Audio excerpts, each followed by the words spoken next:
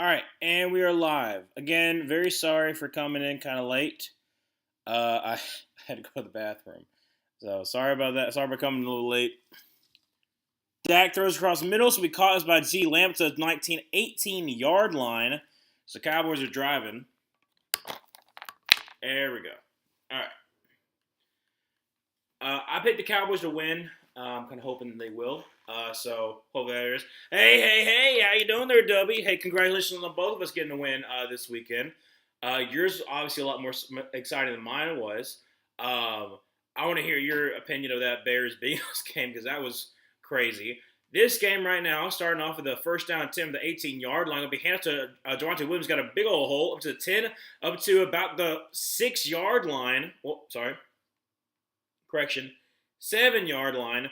First and goal. Yes, Parker Hugh Freeze did in fact get fired. Right now I'm working on 2 videos. Really three videos. I'm working on the Panthers video because like I said the quarter of the season's already second quarter season's already been gone.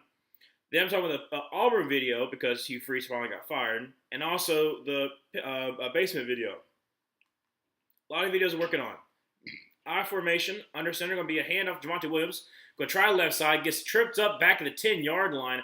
That's number 97. That's Walter Nolan, the rookie, with the tackle. Second and goal from the 10 line. What's up there, Zoe? How you doing? Yes, I know. Thanks so much for congratulating me on the win. Hey, Broncos with the win as well. That one was a nasty game. Technically, I will admit, I kind of picked the Texans because that was my sleeper. I was like, maybe they can. They almost did. But y'all were able to pull it out. From the 9 line, second and goal, empty set. Was that a bunny hop? What the heck was that? Dak throws for the end zone, and now it's gonna be short. It's gonna be up to about the 3 line, and that's gonna be set third and goal from about the 3. We got everybody in here, don't we? Yes, we do. What's up, Ryan? Congratulations on the Panthers' win. And how do you feel about Hugh Freeze being fired? You know what? I feel amazing. I'll talk about it more once we get to commercial break because I'll talk about a little more detail. And I'll give you some like inside what I'm kind of be going into with the Auburn video that'll probably be dropping tomorrow. So gonna be a throw for the end zone. Oh, dropped. And that's going to be Ferguson with a drop ball. Great job there, number 21. And it's going to be fourth and goal from the 3. And looks like the Dallas Cowboys are going to go for it. So 10:37 left to go in the first quarter. Fourth and goal from the 3. Where was that? Like I said, I'll talk about the Hugh Freeze and Panthers during the playoff of the TV timeout. I'm mad and angry that Georgia Tech football lost to NC State on Saturday. I know I am too, Parker. I was really hoping they go undefeated. They still have a shot. But I'm a little bit less. I'm a little less convinced. Dak is going to get sacked back at the 11 line by Josh Sweat, and there you go. Wow, Cowboys make it all the way down, but the Cardinals bend but don't break.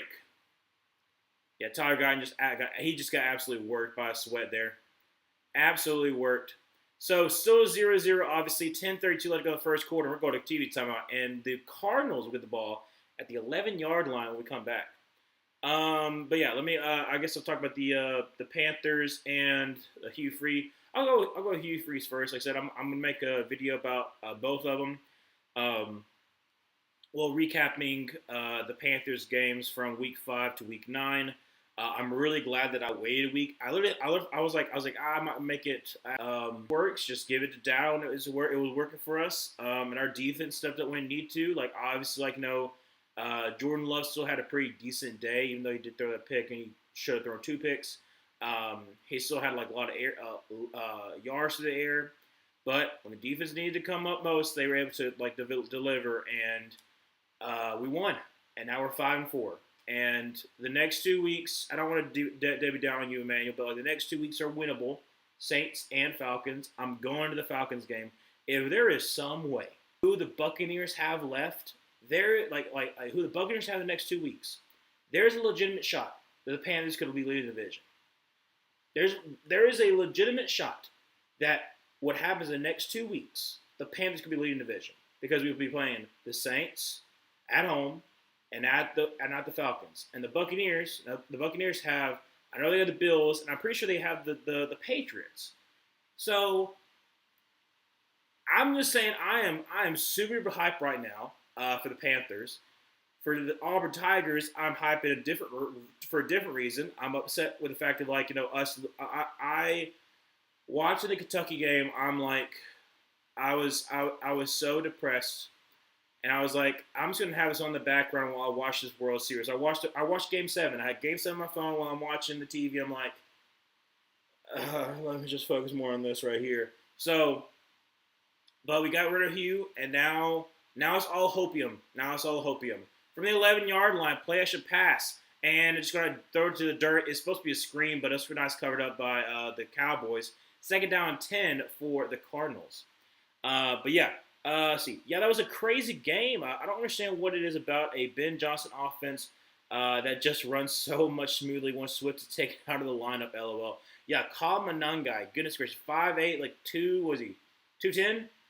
I remember coming out of Rutgers, I said, I try to tell you about Kyle Monangai. He's a little bit underrated. Now, do I think it also helps going against the Bengals? Absolutely. But still, Kyle Monangai. Second down 10, shotgun formation. That's going to be a handoff. That's going to be Benson, who's going to try the right side. Gets about 2 yards there. Third down 8 for the Cardinals. Ooh. Sorry about that. I'm ready for Kyra Santos to be booted off the team this week, and Jake Moody to be given that spot permanently on the roster. Yeah, no, I kind of agree. So, Parker, is Georgia Tech football out of the playoffs now? I know it's like 30-something% because they still have to play Georgia, and they have to, if they make the ACC championship game, the Georgia Tech has to win the ACC now. So they're not out of it, but they're almost.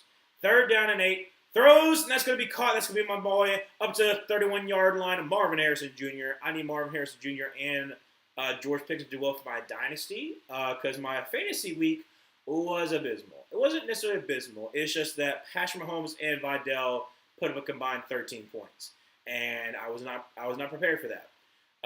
And my opponent had Rico Dowdle, who Rico Dowdle had like 20-something points. So my fantasy week is pretty much done, but it's okay. Even if I lost, I have a pretty good team.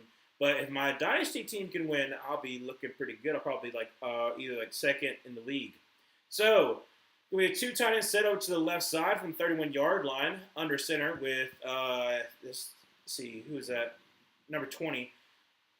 Brissett throws, and that's going to be a little bit too high for Trey McBride. Was getting hit as soon as he threw, but still a very nice pass by Brissett. Like I said, he had a man in his face, and he still made a pretty decent throw. Let's see here.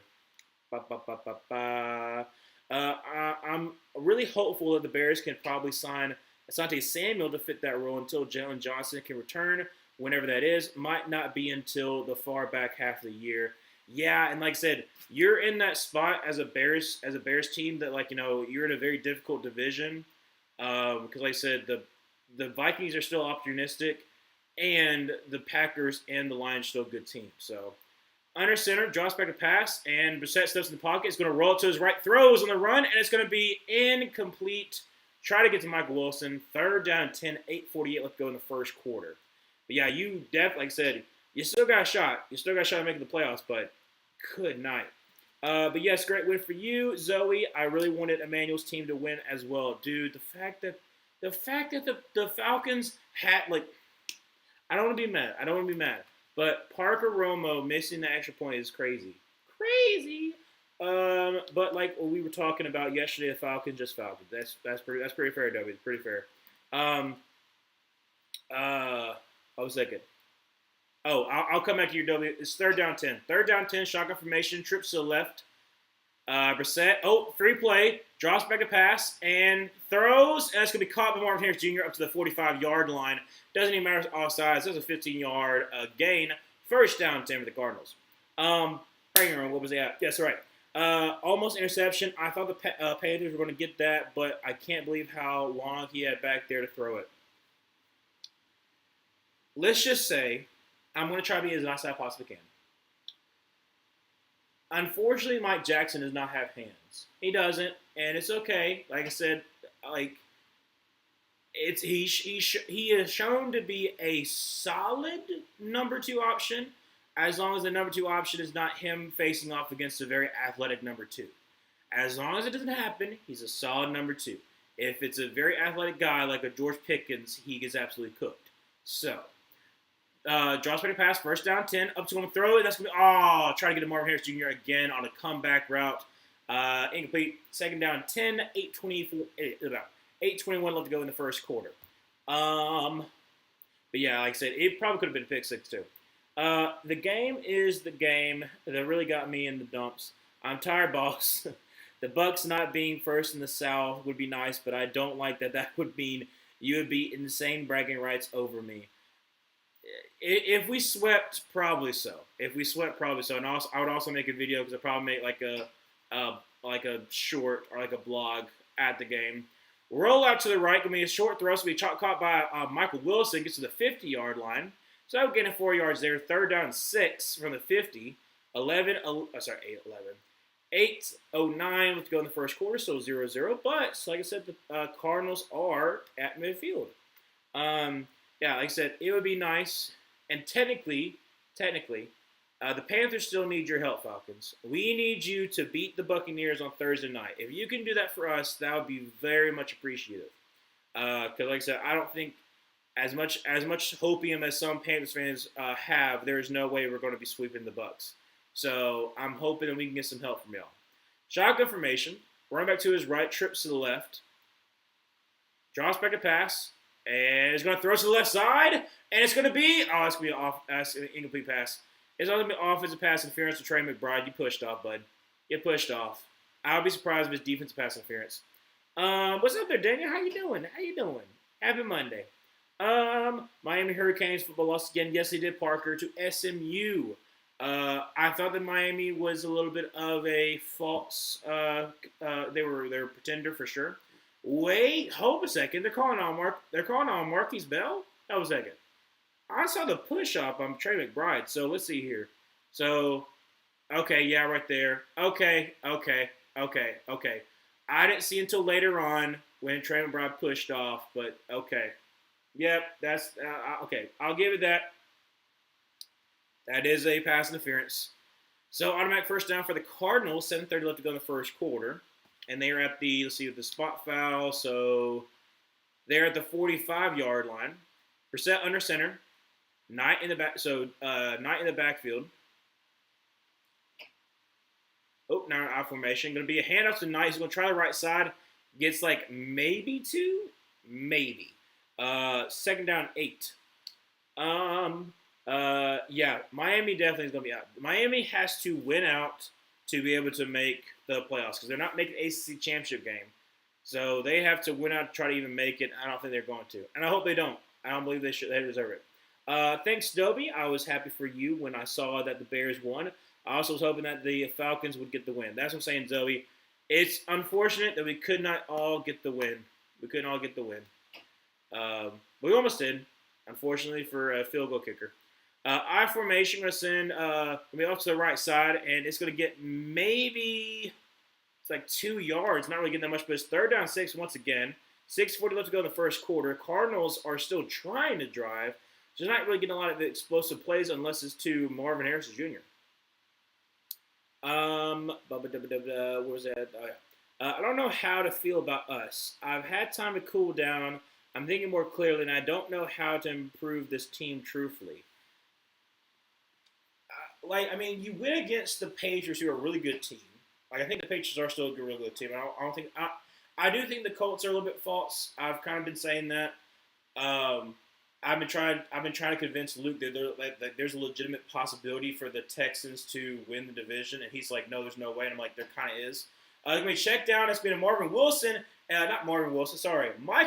He gets the first down, gained about 6.5 yards. First down 10 for the Cardinals. Good job, Michael Wilson. Like I said, I like the Cardinals having kind of spread the ball around really to Michael Wilson for on a short gain, and Marvin Harris really for bigger gains. But against this really bad Dallas defense, I'm hoping for a little more explosive plays, especially the Marvin Harris Jr. would be very nice. So first down 10 under center, and we got let's see, how many tight ends we got? Two tight ends? No, which one tight end? Let's say Greg Dortch in motion with Knight in the backfield.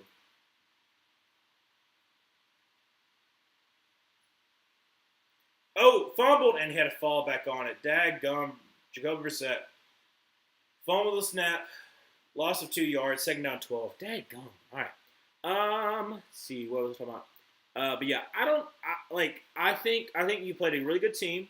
So let's focus on that. You fought against a really good team, and there's still a shot for you. There's still a shot for you. Is it very likely? No, but it's still a shot. You have to do some upsets along the way, but like you can still technically do it. You almost upset the Patriots. So second down 12, empty set, trips to the right. Dallas is going to bring 4. Draws back to pass, and third down and about 5. Let's see here. I hope you're feeling a lot better, Emmanuel. I know you were talking a little bit on my stream about potentially trying to watch a second team to keep your focus off of Falcons if they keep. Hopefully they can just turn it around and start winning for you. There's a chance that the Falcons could upset the Colts. I really think there is. I'm making that prediction. I'm saying that right now. I think the Falcons can be the Colts. I'm hoping it happens too. Throws to the left side. Unfortunately, incomplete. Try to get a Marvin Harris Jr. a little bit off target.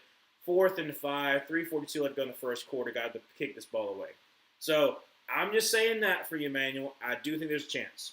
Rome missing the edge point was heartbreaking. I don't know how to feel about him. He's just about been the same as Koo, with slightly more accurate on field goal, or at least his misses are less emotionally charged. Yeah, I guess it's kind of fair. And it's mainly because, like, the fact, like, Koo also had been there for quite some time, so kind of build up that, like, thought of, like, what Koo is going to be. The kick is up, and it is good, but barely. 48-yard field goal, and the Cardinals take a 3-0 lead over the Cowboys with 3:38 left to go in the first quarter. That was barely made.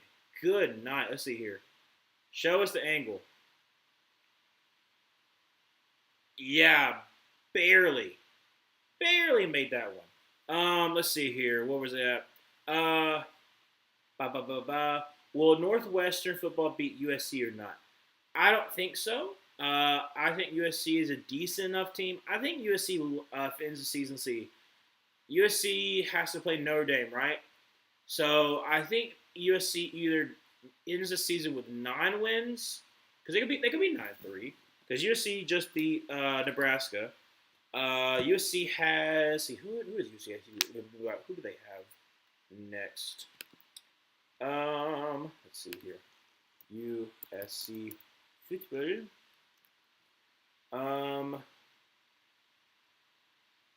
I think it's taking a little bit. While I was doing that, someone needs to take the phone away from Roman Dunze's dad. Oh, I bet. He's all over Twitter right now talking about the targets when Romo Jonesy has the most targets on the team. Yeah, like I said, unfortunately, some dads are just going to be very supportive of their sons, but then they could be a little bit toxic. But yeah, yeah, I know. See, I get that the Pats are a good team. I don't care. Every loss has felt the same. The close games are because one side of the ball bails out and we just can't finish. A ball is out. Sorry. The blowouts feel like the coaches don't prepared, and just mess around because we beat the bad teams, but we don't. We're not good, and we the fans demand better. I get it, but at the same time, like you can see the skeleton of the team. That's the thing with the Falcons. You can see the skeleton of the team. You can see the talent. You can see like what's being built on defense, especially.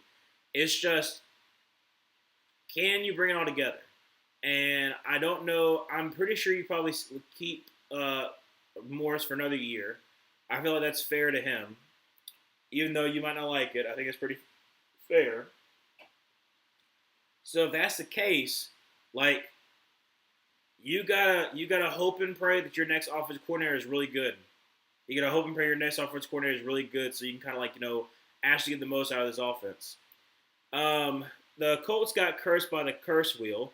I wouldn't guess to thinking it wouldn't matter. Curse wheel's 9-1 this season. Yes, it is. Unfortunately, it is very much so on a roll. One can say. See, let me go to USC football. There we go. Okay, so they already lost to Notre Dame. So Northwestern, Iowa, Oregon. Okay, so I think they lose to Oregon. So that 9 wins is still possibility for USC. Do I think they lose to Iowa? I think it's possible. Iowa has a pretty good defense, so I'll be interested to see how it goes against USC. Regardless, I'll say that I think that USC finishes the season with 9 wins. Whether that be they're 9-3, maybe they're 8-4 and they win a bowl game. I think they could be 9-3. I think they can have 9 wins this season, which is still a good season for USC. I mean, not the best, but you kind of transition year. First down 10, and go check it down to Javonte Williams off to the left side. He's a size defender and gets about 3 yards there. Second down 7. So good job there by the Cowboys. Let's see, where was it at? Will Ole Miss football beat Citadel or not? If the Citadel beats Ole Miss, Lane must be getting all kind of offers that he just legitimately is not paying attention.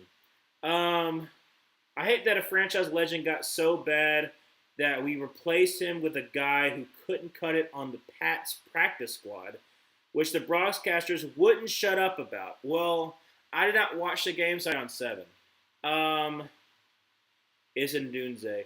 Yeah, Dobie, something is up with your series. Your Siri or autocorrect, I don't know what it is, but they always be interesting for sure. The skeleton is only as good as the brain and muscle can control it. Manuel, you couldn't. I couldn't have said it better myself. I wasn't even thinking about that, but absolutely. Dak steps in the pocket, rolls up to his right, is going to throw on the run as be caught by CeeDee Lamb up to the 40-yard line. However, there is a flag, so I don't know what it is going to be on, but great catch there by CeeDee Lamb. Will Notre Dame football beat Navy or not? Yes, they should. They should beat Navy. I was holding out hope for Navy, but no, Navy's going to be losing. Navy has one of the toughest, not one of the toughest schedules, but definitely the toughest schedule in the group of 5 over the next couple of weeks. So I don't think it's going to happen. I don't think Navy's going to be able to win. But yeah, I don't know, man. Yeah, it's a hold. A hold backs him up. Third down 17 from the 16-yard line. Dallas in shotgun formation. Going to send CeeDee Lamb into motion. They're going to be in zone. 2:30 left to go in the first quarter.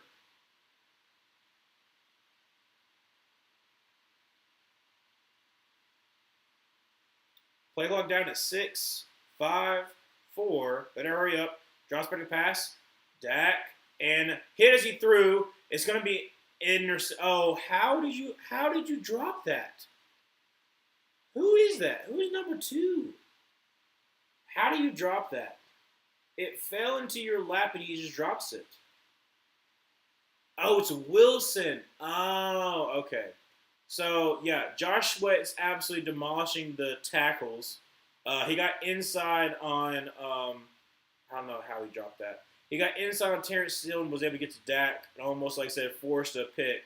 But it's going to be 4th down 17, 2:11 left to go in the first quarter. Got to punt this ball away.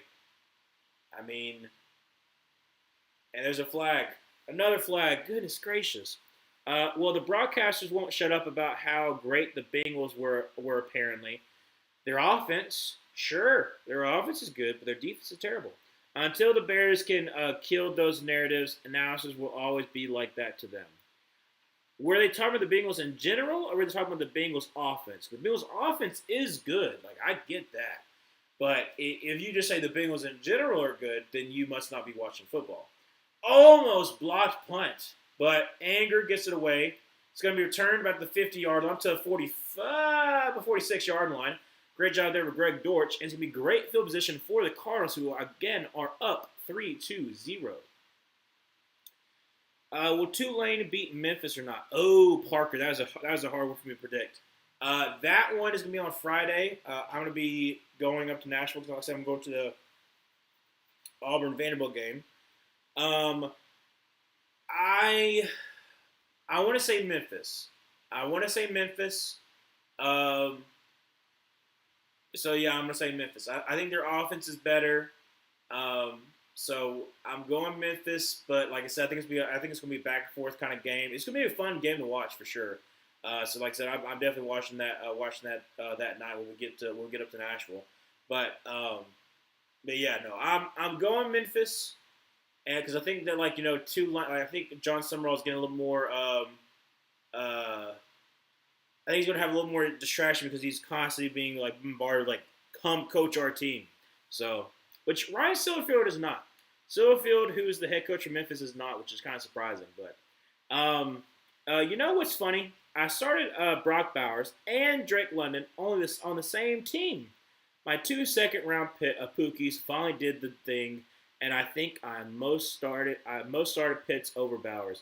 Yeah, no, Pitts has had a pretty decent season so far. Now, granted, it's not no Brock Bowers with like 30 something points like it was this past week, but still good. Bengals Bears broadcaster still living in 2021. LOL.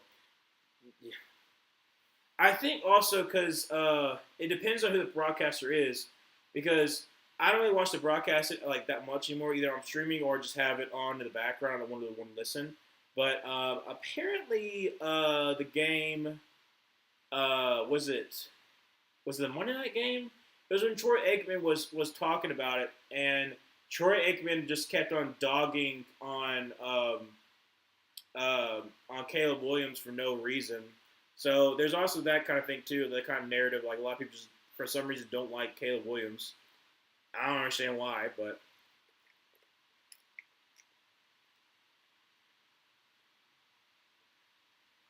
what's good. But I don't know why.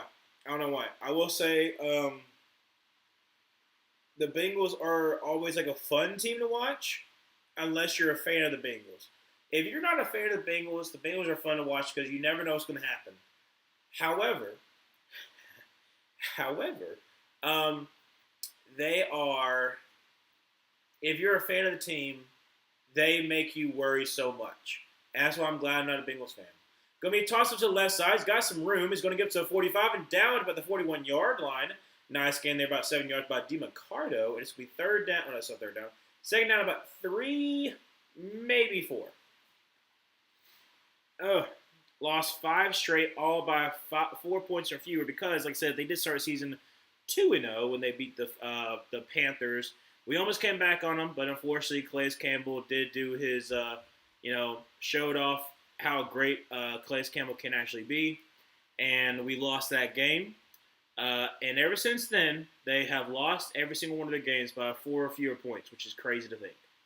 So, under center, going to be a play action pass, get some kind of pressure, and he got sacked back at the 49-yard line. It's none other than Donovan Ezaraku from Boise State. Love him. The rookie from Boston College. Now, this is going to be third down and long. Let's see here. With the extra offensive lineman, no doubt, still number 68. Oh, Beecham? Beecham, how you get beat that bad? I know you're like 35, but goodness gracious. He got absolutely whooped. So, third and 14, 40 seconds left to go in the first quarter. Still 3-0 from their own 49-yard line. Going to send Trey McBride in motion over to the right. Running back to his left. Brissett draws back a pass. Is getting some pressure. Throws. And it's because Marvin Harris Jr. down to the 31-yard line for a first down for the Cardinals. Let's freaking go, dude. Like I said, I like that Marvin Harris Jr. and George Pickens are having pretty decent days so far. Like I said, I have both of them. Oh, my gosh. Kenny Clark, dude. Stop doing hands to the face. I mean, he literally almost took off, I don't know how you say his name. The guy from Arkansas, he has like a Nordic name. I can't think of his name, but anyways, big old hands to the face on there. Let's see, where was he at? Will Ohio State football beat Purdue or not? Yes. Ohio State's a really good team. I think Ohio State, their only chance of losing is possibly to Michigan because it's at things could happen. So I would say I would say that Ohio State for sure goes undefeated unless they lose to Michigan. That's all I'm saying. Will Vanderbilt beat Auburn? Parker, I just want it to be a good game. That's all I want. I want it to be a good game. I'm going to be there. I'm going to enjoy Nashville. I've been in Nashville a couple different times. So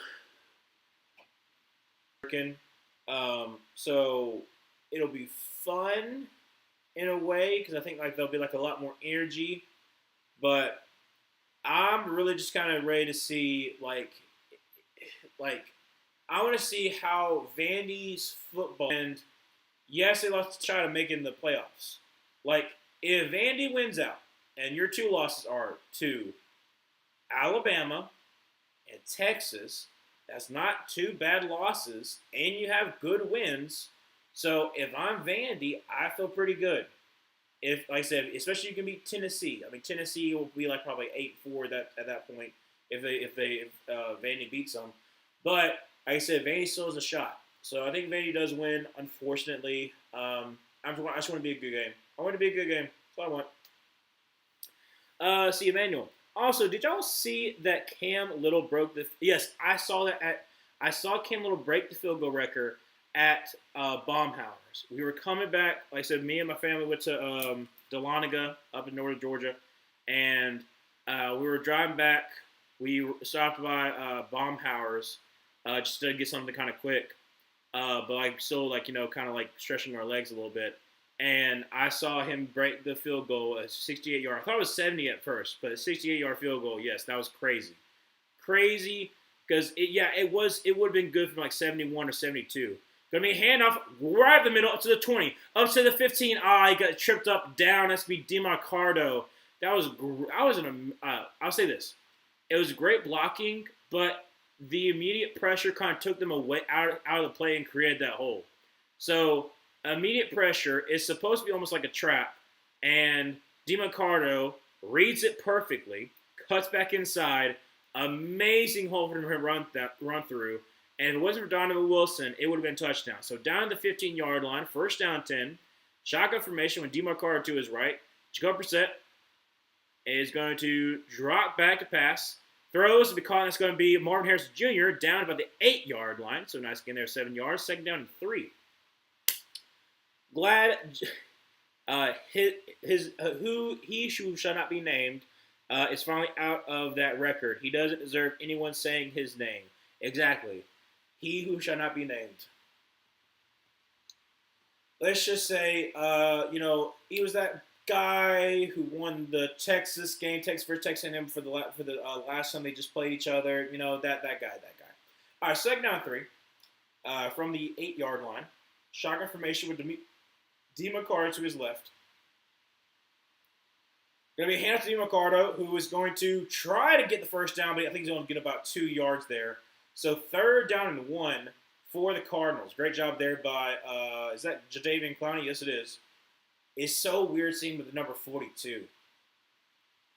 Like, seeing him on the number 42 is wild.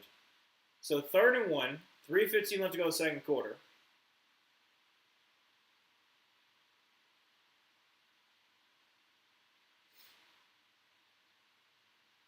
Going to be a handoff that's going to try the left side. He's got blockers, gets the first down, and it's going to be a gain of 2. That's going to be Knight. First and goal for the Cardinals. Cam Little's going to hit a 70-yarder at some point in his career, maybe even this year. If he has the right opportunity, I think he can. Honestly, so could Brandon Aubrey. Like, we talk about Cam Little, but quite literally, like, tonight, there could be opportunity for Brandon Aubrey to hit a 70-yarder. Because he's got that leg. So, from at the 4-yard line, it's going to be first and goal. Under center. Going to send tight end over in motion. Oh, Ash is going to keep him over to the right. Going to be a flash of pass and throws for the end zone. And it's going to be a touchdown to Marvin Harrison Jr. And the Cardinals take a 2-score lead. Extra point will be up and good, hopefully, for a 10-0 lead. 12-17 left to go in the second quarter. And I'm feeling amazing right now because my Dynasty League is looking pretty good.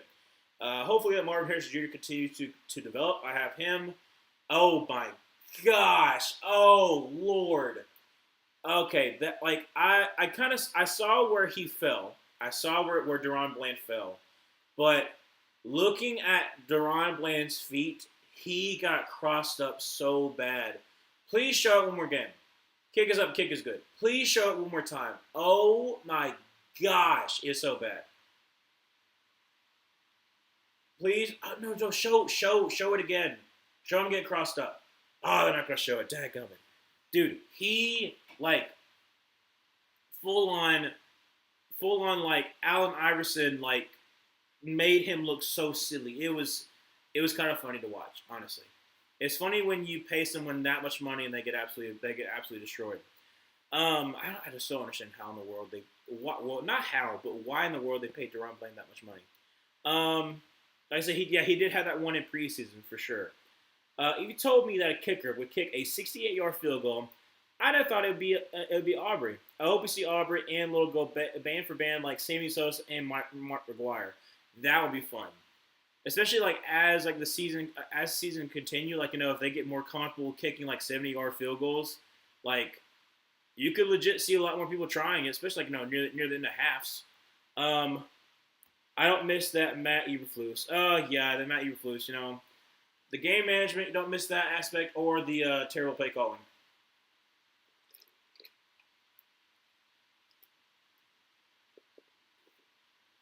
I will say about Matt Eberflus, I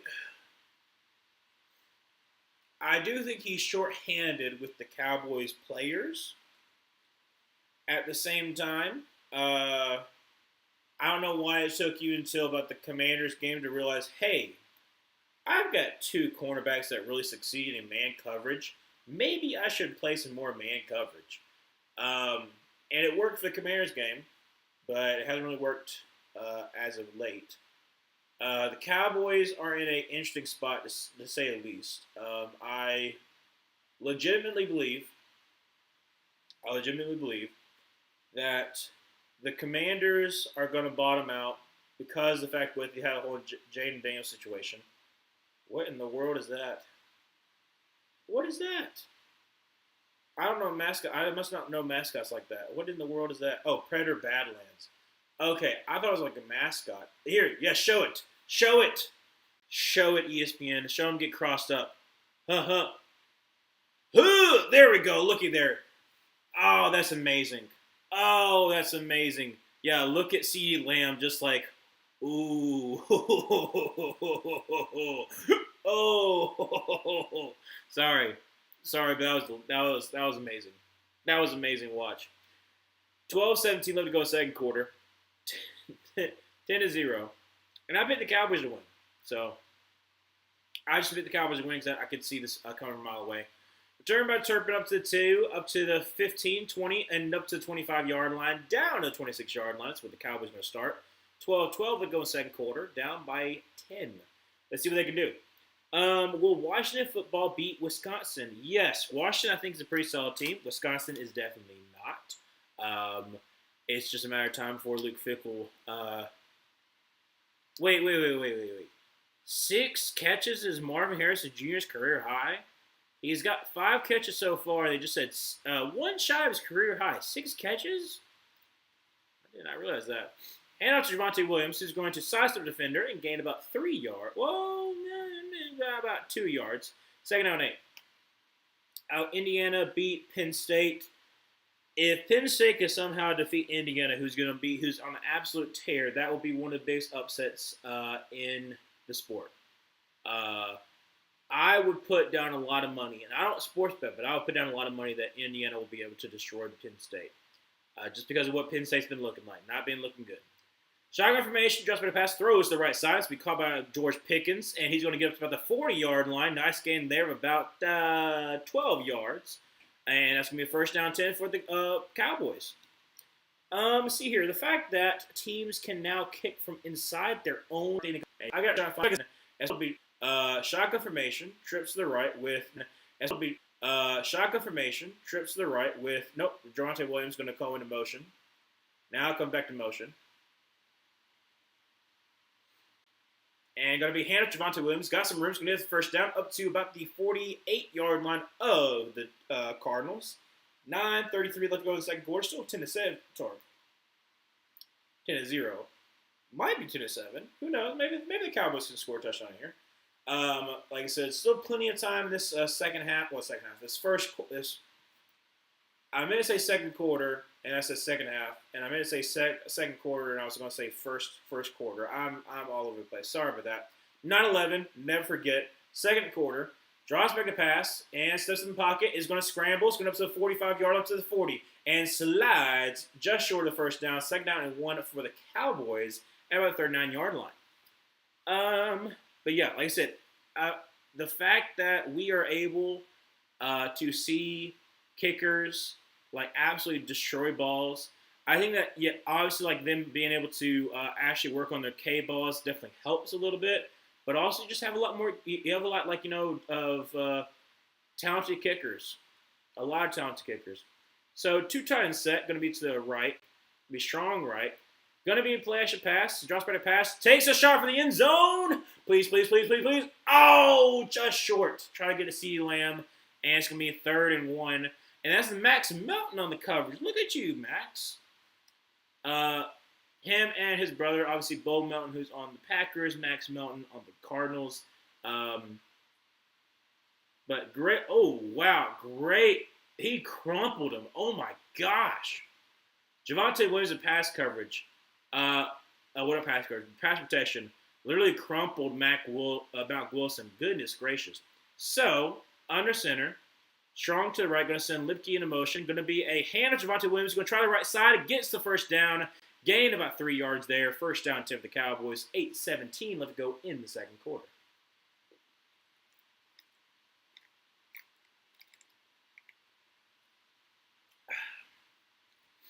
Parker, will Iowa football beat Oregon or not? I'm going to say Oregon wins, but, I like Iowa. I really do.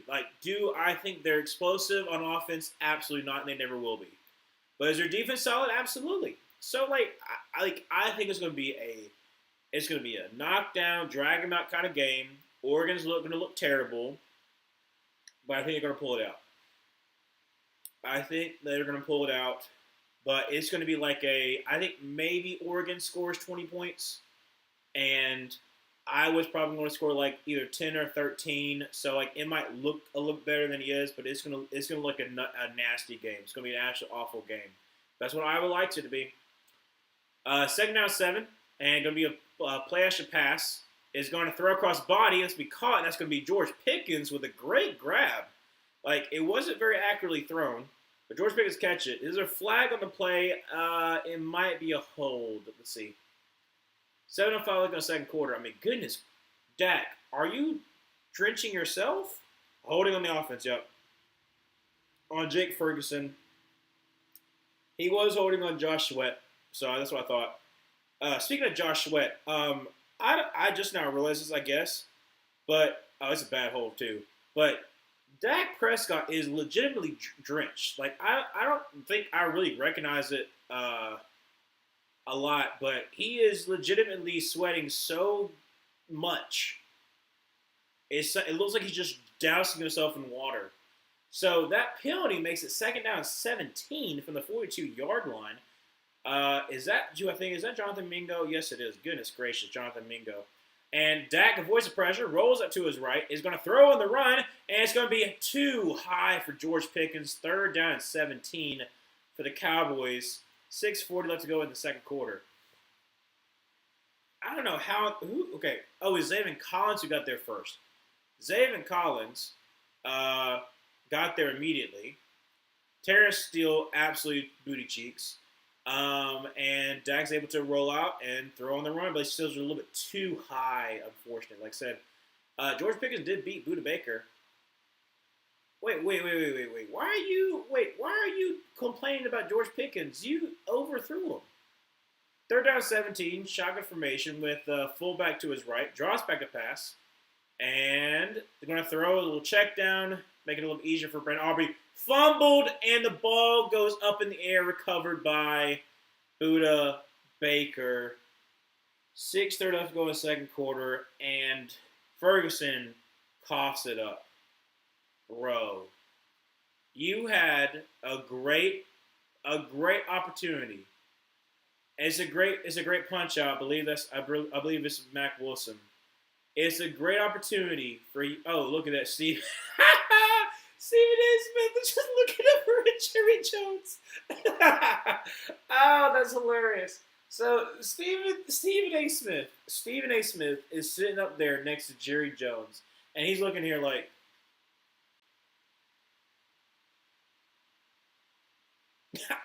that is hilarious. Hilarious. I'm so glad that Cameron caught that. That's hilarious. But yeah, no, you had a perfect opportunity. I mean, honestly, you didn't even have to move the ball. Like Brandon Aubrey's probably going to make it from there. But I understand shaking it down because 30-17 is almost too hard to get. Make it a little easier for you for Brandon Aubrey. But the ball pops out, bounces up in the air. Buda Baker gets it. So now, like I said, you're down by 2 scores, 10-0. You've been able to move the ball a little bit, but you've faltered so far. You had a fourth and goal, you didn't convert, and this fumble. So that's 2 opportunities right now. And not to say that you're not going to get opportunity in the future because, like, this is the Cardinals we're talking about. But I don't know. It seems like one of those games. It's going to be one of those games where second half is going to be wild. I'm already predicting it. It's going to be a wild second half. Let's see here. Will Louisville football beat Cal or not? I want them to. I want Louisville to be good. I like Brom, Jeff Brom, who's the coach at Louisville. I want him to be good. So I want Louisville to win. I do. And also, like I said, I think Cal is a decent team. They're not a good team. Louisville is a good to great team, depending on when they want to show up. So I don't think they have a chance. Will Syracuse football beat Miami or not? I think Miami bounces back. I think Miami bounces back because Miami knows they have to win out to even have a chance. So if I'm Miami and the rest of your schedule is winnable, I think they will. Yeah, it's Matt Wilson. That's what I thought it was, number 2. Pops it out and gets popped in the air. But I would say Miami wins. I do think that Miami does win out, but I think they're going to be on the outside looking at it just once again. Yeah, Stephen A. Smith, he's just like, all right, I got to go. Got to go. All right, so from the 24-yard line, going to send DiMaccardo to his left. 2 tight end set.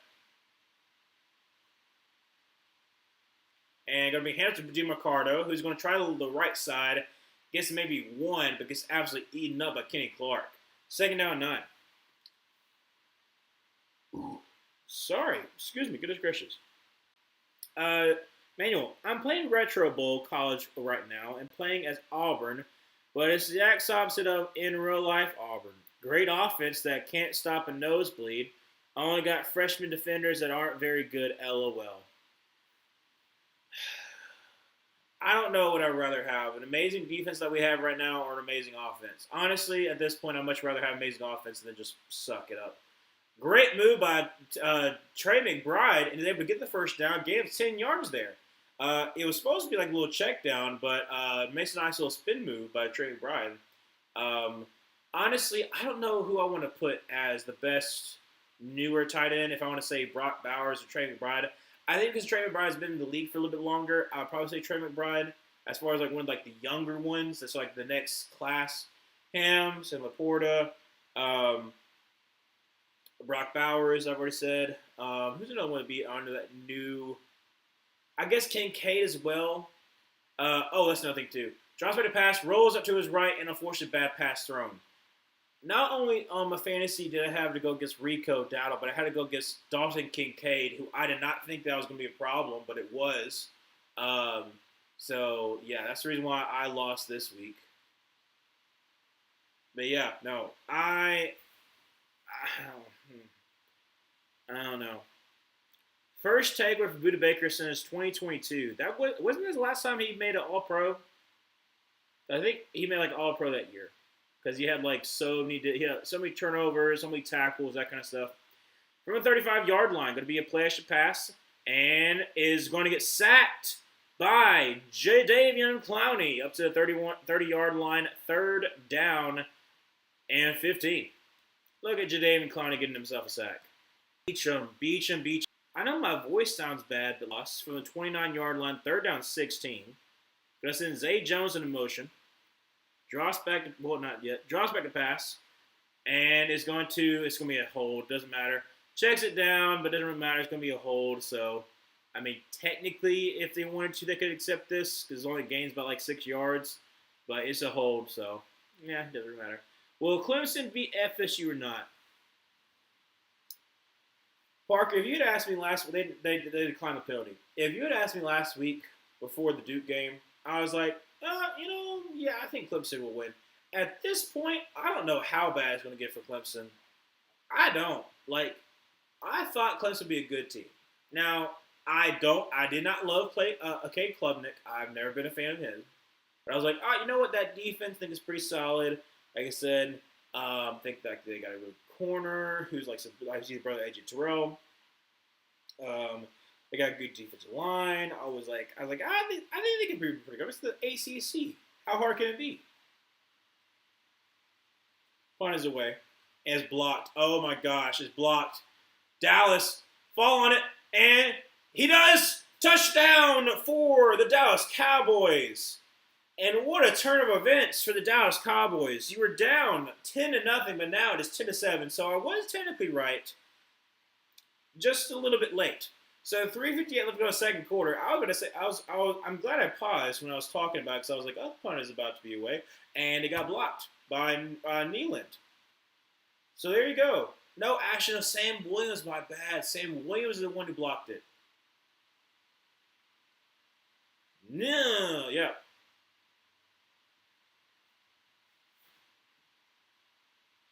Oh, it hit him in the face. It hit him in the face mask. And then covered up by Marshall Nealand. And that's going to be the touchdown for the Dallas Cowboys they desperately needed.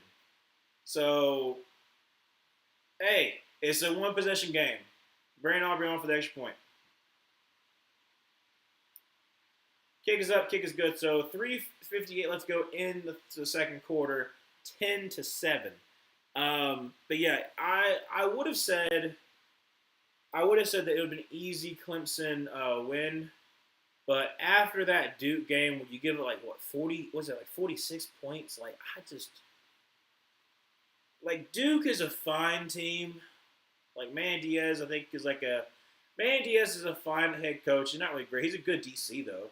But I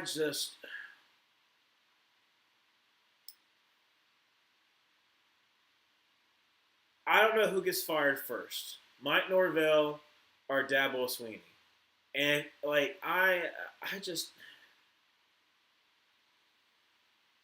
it has gotten to a point where this coaching cycle is going to be the craziest coaching cycle we've ever seen in our lives, and probably will honestly, this will probably be the craziest coaching cycle we will ever see. There's a real possibility that Mike Norvell might get fired from. So I don't know who wins it. All I know is that both these head coaches, whoever will lose, is probably going to get fired. Probably going to get fired. I'm playing. Oh wait, I already said that before. AJ Terrell's brother plays for Clemson. Crazy. I would love if we got him just for the memes. Wish we got Jonah Ellis' brother, Caden Ellis. Caden Ellis is pretty good. But the Broncos got him first. Yes, they did. I'm trying to remember his name. It starts with A as well, but I can't think of his name off the top of my head. But he's pretty decent. He's some people have seen him as a first-round pick. I'm probably seeing him more as a second-round pick. I'm glad that she's getting a lot more commercials. I can't remember her name. She's on Dropout a lot. I'm trying to think of her name. Crap, I can't think of her name right now. But she's really good. She's a really good actress. Comedy actress, improv. I'm glad to see her a lot more commercials. I don't know why I just thought about that. But, anyways. Jerry, I'm guessing you're not a Panthers fan. It's okay. I'm not boastful. Let's see here. Team's chemistry would be crazy. Like I said, I would like to see if brothers we're all like you've had brothers on the same exact team before, but like being like at the same exact position. See now that is good because you have the competition factor, but at the same exact time, like AJ Terrell is older enough because AJ's what in his 27. I think AJ is what 27. So 27 compared to 21. So wow, Greg Dortch reverses field. He got absolutely shown by his own defender, but he gets up to 26 somehow. So pretty good turn by Greg Dortch.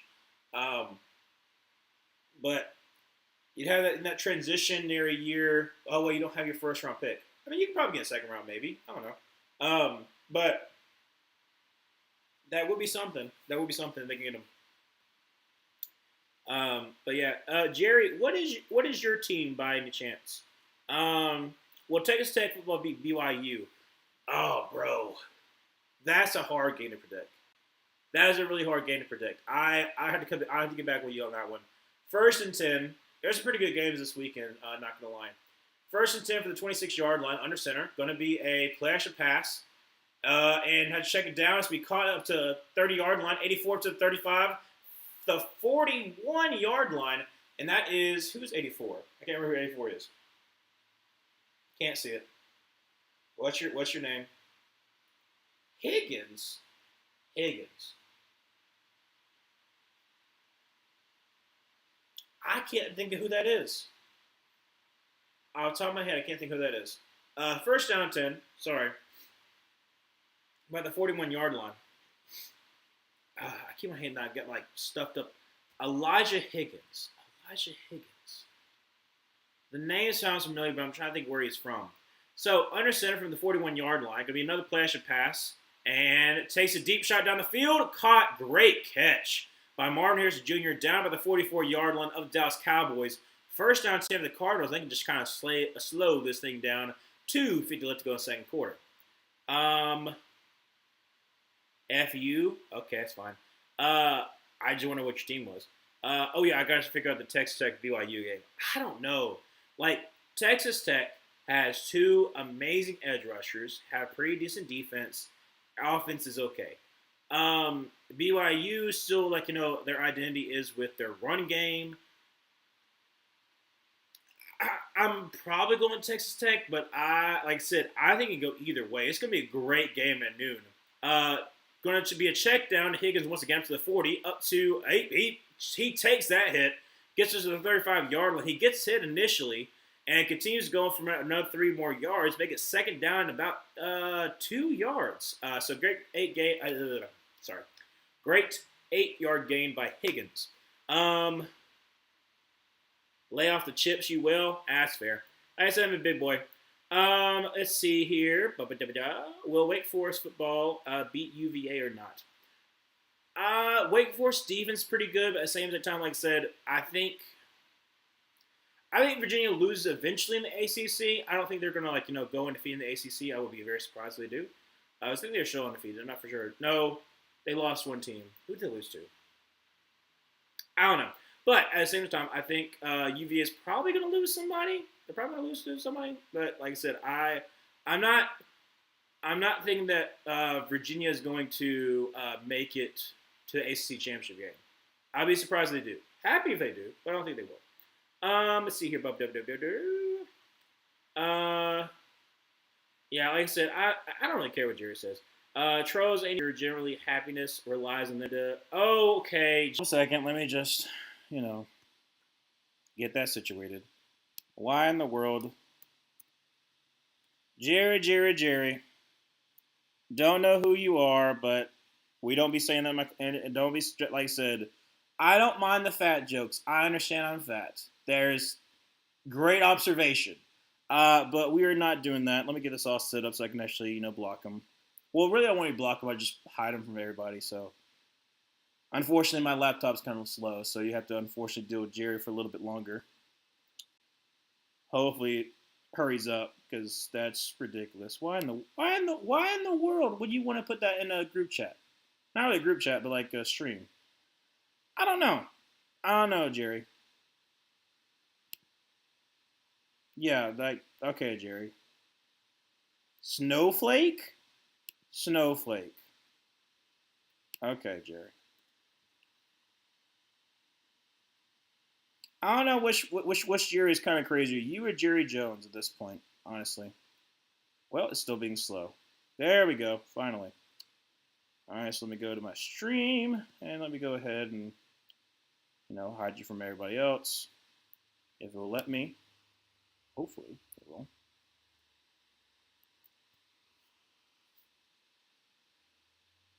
Oh, there's mine. There we go. All right, let's go ahead.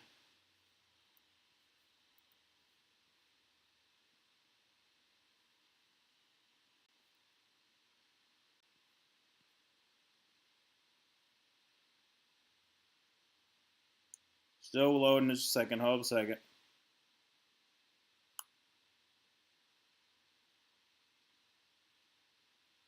Why is it taking so daggum long? Come on.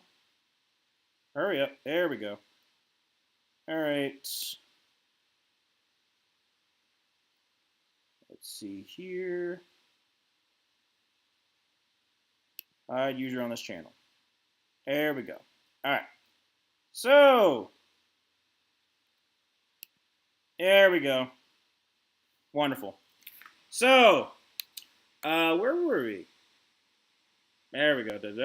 Let's just ignore him. He just wants attention. If we don't give it to him, he just looks sad, begging to be noticed. Yeah. No, I didn't mind the trolling. Like I said, yes, I am big. You're correct, Jerry. However, we are not going to say any derogatory terms or anything like that. We're not doing that. Third down 3, and I'll respond to what was said before. Going to be a check down. It's going to be to Deuce Knight. Not Deuce Knight. I'm thinking about Auburn. Gets about 7 yards in the carry. Knight. First down 10 to 150. Let's go second quarter. But yeah, that was too much. That was too much. Like I said, I don't mind the fat jokes. Like I said, I don't mind like the little trolling, but the fact that you, will Mississippi State football beat Georgia or not?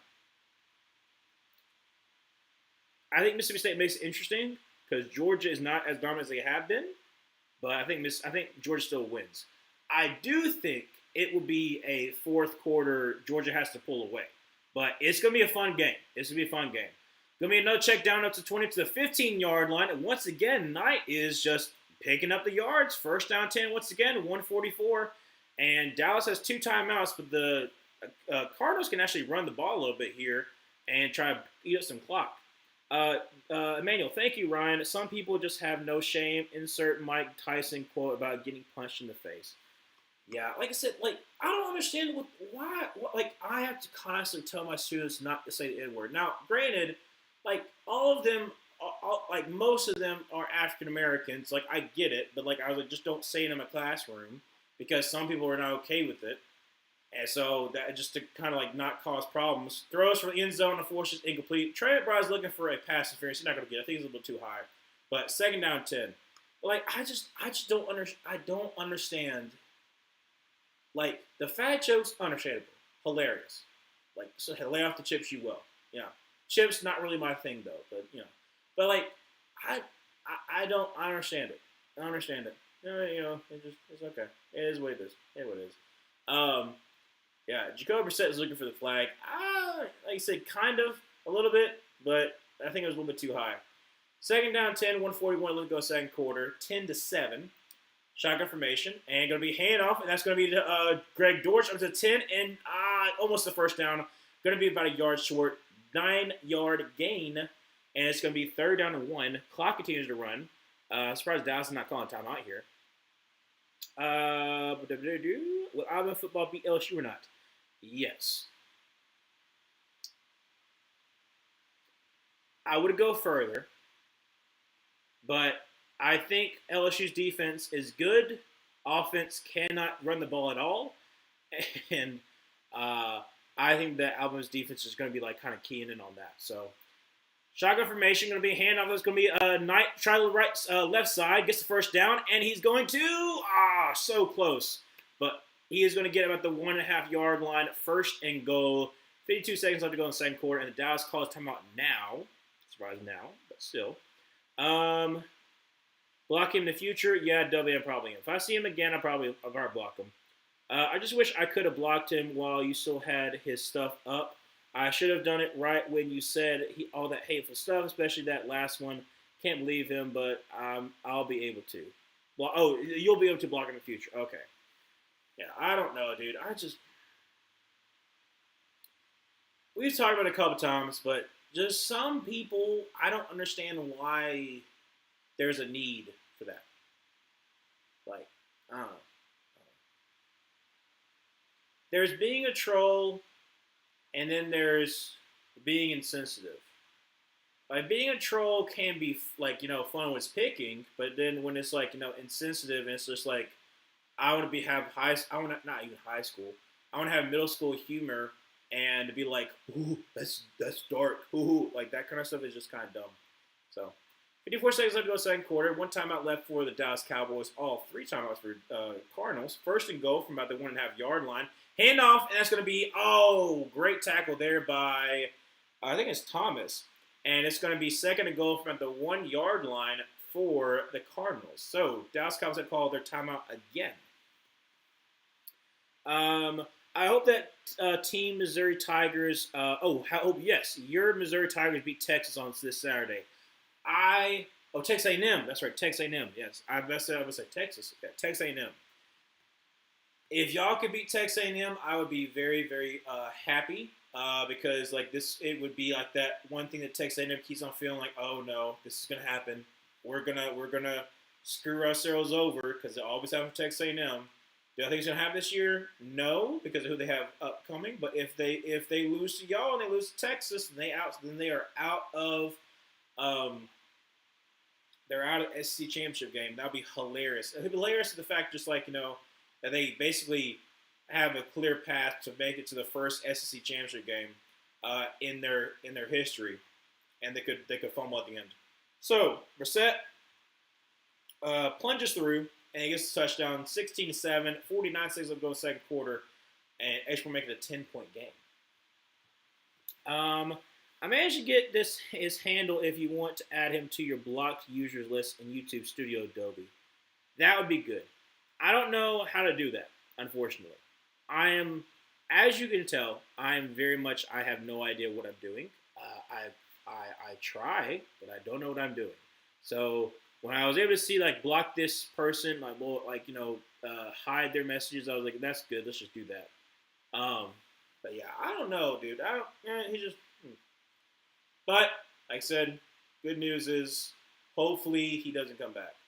If he comes back for next stream, all right. Thank you for coming for the Broncos stream, but be gone. Sorry, I'm making a pair of earrings. Oh, that's okay. I'm making a pair of earrings and dropped a bead and was busy looking for it in the last few minutes. What did I miss? Someone had to get blocked? Yes, Zoe. So this person named Jerry something, I don't remember his name, it was Jerry, whatever.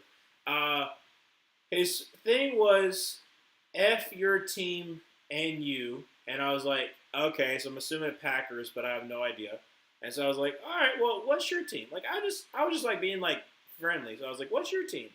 And then he said, lay off the chips, you big whale. And I was like, all right. I was like, okay. Like I said, anytime people make a fat joke, I'm like, okay, astute observation. Like, good on you. And so I was like, all right, just being a troll. And then that's the way everybody was like, all right, just being a troll. Just leave him be. And then he did, then he said the N word. And I was like, whoa, no, we're not doing that. Then he tried to call me a snowflake for being upset. And I was like, no. It's like, so then it took me a little while to be able to, is that Chris Pratt? What is he doing in a Sam's Club commercial? But I didn't technically block him. I just hid his messages from everybody because I was like, I don't want to see that on my stream. So that's pretty much what happened. Yeah, like I said, he's I don't know why, but Chris Pratt looks younger now. Why does he look younger? Maybe it's without the beard. Maybe it's without the beard. But he's in a Sam's Club commercial, and he looks younger than he normally does. I'm assuming it's just not having the beard. But yeah, that's what happened. It was fairly interesting, fairly interesting. Because at first I was like, oh, I'll just do it with the troll, and then he decided to go a little bit too far, and I was like, oh no, we're not doing that. Yikes! Jerry sounds like a piece of work. Low key. Glad I missed it. Yeah. I think that second FU was directed at Dobie since Dobie had just responded to him. That could be true. That could be true. Sorry for saying F again. It's okay. It's okay. Yeah, like I said, I don't mind the cussing. Like I said, I don't try to cuss unless, unless I'm being like, whenever somebody hears me cuss, and especially someone who knows me, they know, okay, he's being for real. And that's the reason why I try to do that, just to be like, okay, you can tell whenever I'm very upset with you, or I mean something, is when I cuss, or like if I'm like quoting somebody, then I'll try not to, but I might. But I do that because it's technically the way I was raised, but also I think it sends the right message of like, okay, if I say it, that means that I really do mean it. Going to return by Cavante Turpin up to 25 to 30, up to 35-40. Not about the 38-yard line. Thought almost get up to the 40-yard line, but great job there by Cavante Turpin. Reverses field and get up to the right sideline. And it's first down 10 for the Cowboys. Now it is 41 seconds, and you have no timeouts, but you got Brandon Aubrey's leg. So let's see if the Cowboys can do anything. Hopefully they can. But yeah, like I said, it was wild to say the least.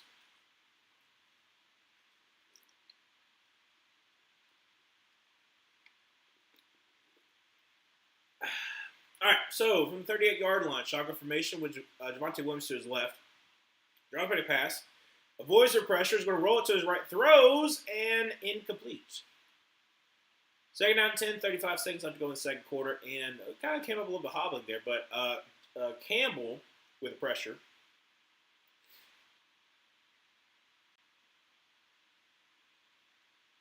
Ooh, okay. I see. Okay. Campbell accidentally kind of landed on his ankle. So I see there. Not really on Campbell. He didn't really put down his whole entire body weight. Kind of just put his legs on there. Dak is 6 for 13 for 63 yards. That's depressing. Gonna be a throw. It's gonna be caught. It's gonna be Ferguson, who gets up to about the 45-yard line, 46-yard line. 26, 25, 24, 23. Clock continues to run. Third down and 2. Dak in shotgun formation. Drops back to pass. And is going to throw. And it's going to be caught. And it's going to be Ferguson who gets out. What the heck was that? Was that a bug? It was a moth or something. So Ferguson gets out of bounds. However, it was backwards. So they got to be able to spike the ball. So Dak has to clock it at 2 seconds. And this is going to be how long is this one? Hold a second. Hold a second.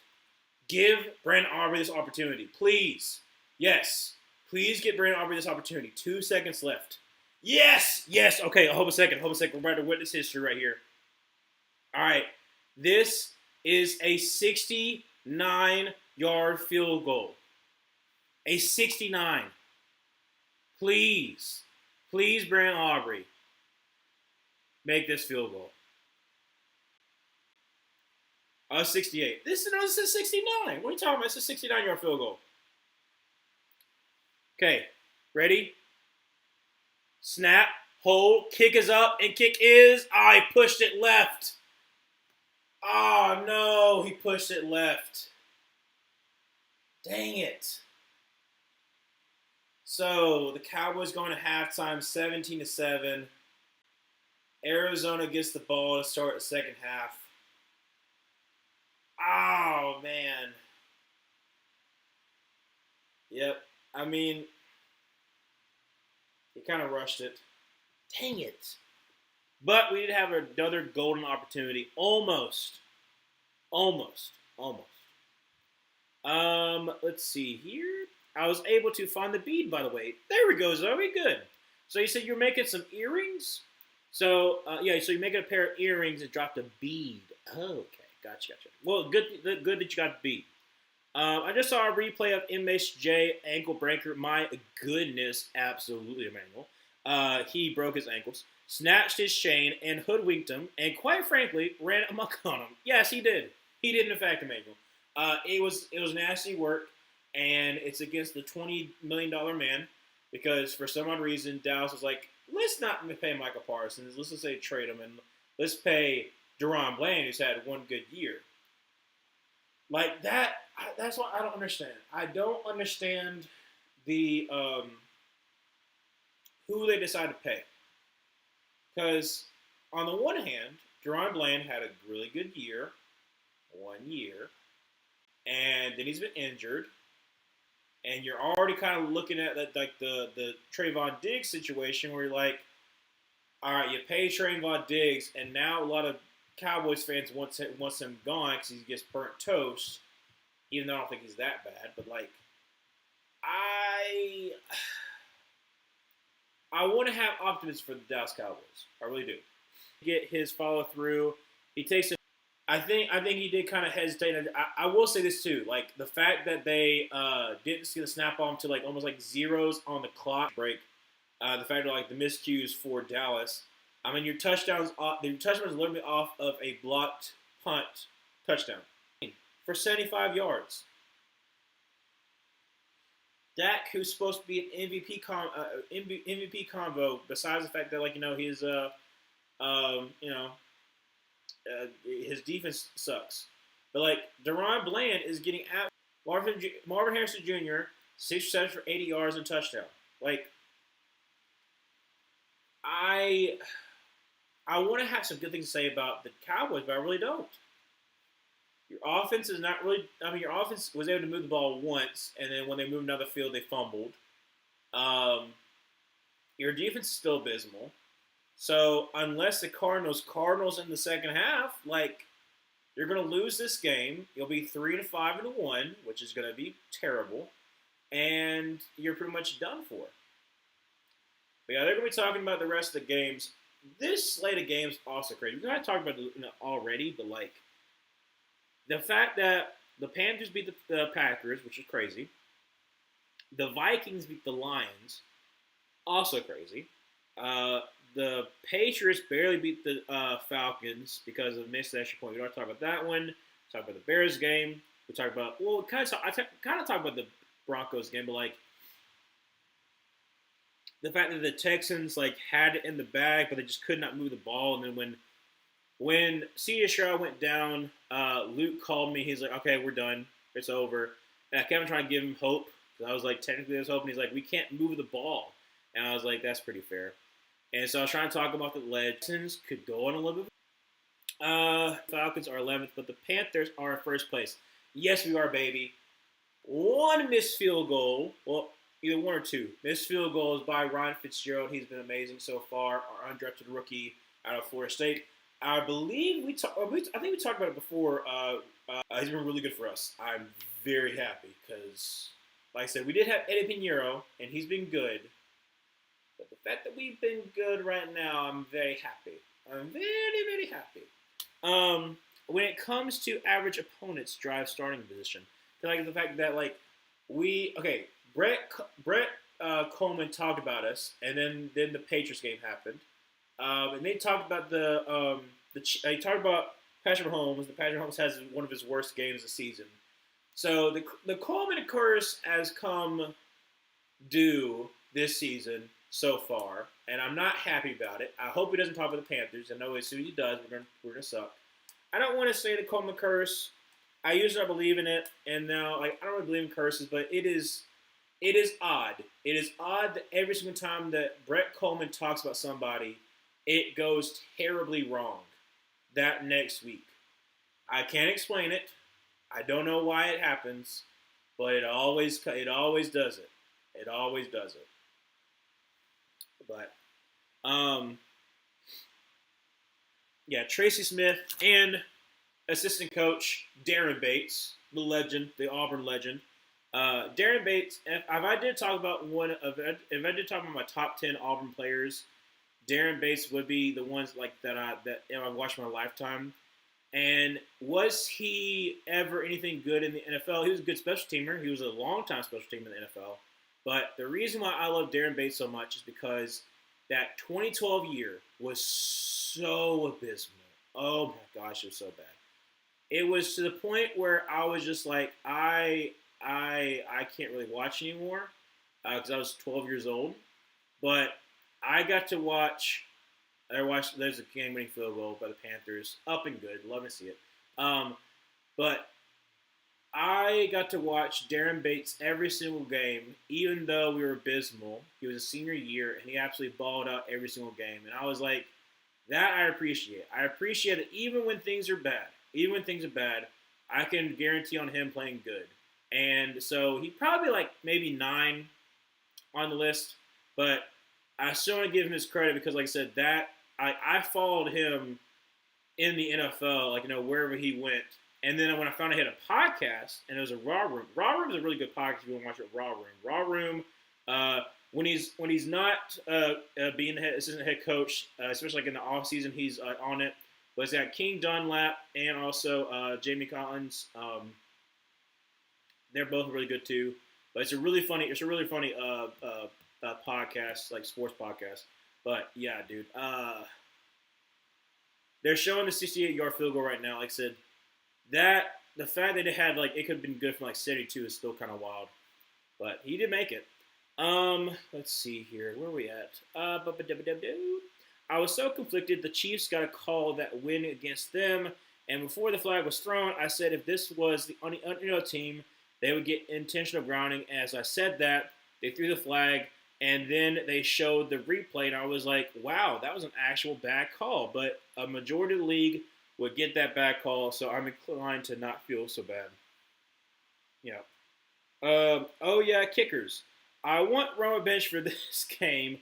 Give Lenny Craig a chance? I don't know who Lenny Craig. Back in his home country. Is that your backup kicker? Lenny Craig? Rumble isn't consistent, so why not? Craig has a cannon for a leg. He had a 58-yarder in preseason. Oh, okay, nice. That's Koo's record. Panthers highlights win over Green Bay Bears. Like I said, the Bears are in an interesting spot because, like I said, I think you can possibly, maybe, try to get to the playoffs. I still think my prediction is going to become right. I think you're going to finish the season 8-9 because like your schedule it still has some hard teams ahead of it. But if you have the first season where you finish 8-9, I feel like that's pretty decent for a first season with a head coach. Like you're still getting all the players in. You're still learning the scheme, that kind of stuff. So if you in the season 8-9, like I predict, I predicted at the beginning, but I think if you in the season 8-9, I think you're happy because like at the end of the day, you have almost gotten to be 500. You're also looking at the rest of your division where you have 2 really good teams. The Vikings are kind of like, I don't know, but I think there's a chance that you can make it interesting once it gets to December football. But I do think you're going to falter, but I think that it's going to be fun. So, same thing for the Panthers. I think 8-9 is really possibility, especially with the fact that we could be 7-4 in 2 weeks. I think the ceiling is still like 10-7, maybe, but I'm trying not to get too high. Because I know as soon as I do, what tends to happen is that once I get a little bit too happy, I'm going to get my heart broken. So I'm trying not to. Because, like, at the same time where I'm like, hey, we're 5-4. We don't have that bad of a schedule left. Well, we do have the Buccaneers twice, but we could split the Buccaneers. We do have the Seahawks, but the Seahawks are at home. We do have the Rams, but they're at home. But it is the Rams. We have at the 49ers on Monday Night Football. There's a chance we could be 7-4 going into that game, which is crazy to think about. But like I said, I think there's bright futures for all of us. I do think that, unfortunately for Emmanuel, I will say, like, I don't know if the Falcons can do anything this year, but there's still a chance for you to do something this year. But I think, for the most part, all of our teams have bright futures, and that's what we should be thinking about. We all have bright futures. Let's see. Please stop putting the Falcons getting swept in the air. I rebuke this. I'm sorry, Emmanuel. It's my channel. I'm going to the game. I want to see a win. Because so far, for the Panthers game that I've gone to, I am, 1-1? Yes, I'm 1-1. Panthers games. Now, they have been fun. Every single NFL game I've been to has been fun. The Hail Mary that P.J. Walker threw to DJ Moore, that was my first Panthers-Falcons game. We lost. It was still fun. The second game that I watched, NFL game that was like, me paying wise, was in Charlotte. It was Bryce Young's first win against C.J. Stroud, and Luke was sitting there with me, so Luke had to see his team lose, which was amazing. Sorry, Luke. And then the third game that I've been to was a Saints-Falcons game because my friend who's a Saints fan had not seen a Saints game in person. And so we're like, well, let's just go to the Saints-Falcons game. And we went. It was amazing. It was the game where the Falcons won because they had like a defensive touchdown and a special teams touchdown. Even if we lose the Falcons, which I hope we don't, it's going to be a good game. The reason why I'm saying is because everything I've been to has been a good game that I paid for. Because the first ever NFL game I went to was not that way. It was 2010, Buccaneers, Falcons. Falcons had already secured the division, I believe. And it was in the Georgia Dome, and it was so fun because, like I said, it was my first NFL game, but I wasn't a Falcons fan, so I was just like, "Yay, I'm here and I'm watching the game."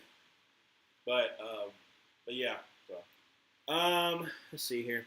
But yeah, Craig is our practice squad kicker. He's not been in a real game, so I think the coaches hate him, but they hate every player. They don't hate every player. They just hate, well, no, old coaches hated Kyle Pitts. Your coaches now like Kyle Pitts.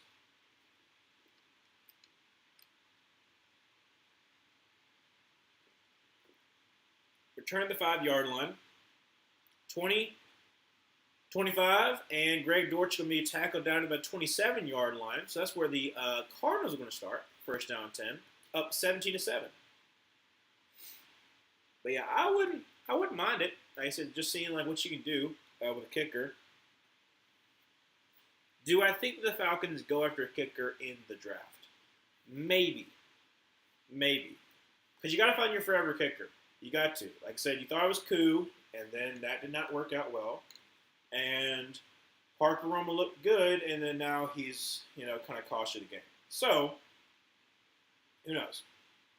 First down 10, Jacoby Brissett under center with Knight in the backfield. Going to be a flash and pass. They have done a lot of that. Throws across the middle, and it's been caught this way up to the 45 to 30. Sorry, up to the 40, up to the 35, up to the 30. Down to the 25-yard line. That's none other than Michael Wilson with a great catch and run. And the Cardinals with 14:39 left to go in the second half. Sorry, in the third quarter. Great throw by Jacoby Brissett. Terrible angle by Donovan Wilson, but great throw by Jacoby Brissett. And great catch and run. Michael Wilson gets all the way down to the 30-something yard line, I think, 29. It's first and 10 regardless. Yeah, from the 24-yard line, 24. 14-10 left to go in third. 17-7. Jacoby Brissett drops. Shotgun formation. Going to be a handoff, and Knight's going to try to the right side. Gets to the 20, up to the 15, down to 10, and down to about the 7-yard line. First and goal for the I said Cowboys, then I almost said Commanders. None of them are right. Cardinals first and goal. Yeah, not doing so hot. Manual, week 4, 2024. That was a good game. Hyde jumped on a kickoff fumble in the end zone for a TD. Nate Landman, yes, the Landman himself, got a pick six, a bunch of field goals, no offensive touchdowns, and a record Young Wei Koo 58-yard field goal. Back when I had blind illusion, no qualms or falters. Yes. Handoff tonight, who's going to cut inside and gets about a yard. However, there's a flag. Yeah, so if you look at my, I believe, if you look at my shorts, you'll see the last one that I made was at the game, and it's me and my friends. We're going crazy because like we're there when we see the kick, the field goal. So if you want to relive that, it's on the shorts. And so I'll probably make another shorts if something kind of cool happens at the Panthers Falcons game. But the one who's looking kind of upset, he's a Saints fan. The rest of us are either Cowboys, Panthers. Let's see, who's the other one? They're I believe he was a Mississippi State fan. So I'm trying to think who his college team was. Anyway, sorry. First and goal because of penalty. Backs him up to the 12-yard line. Empty set, drops back to pass. It's the Cowboys 23-7. Extra point makes it a 17-point game. And buddy, it's about to get there.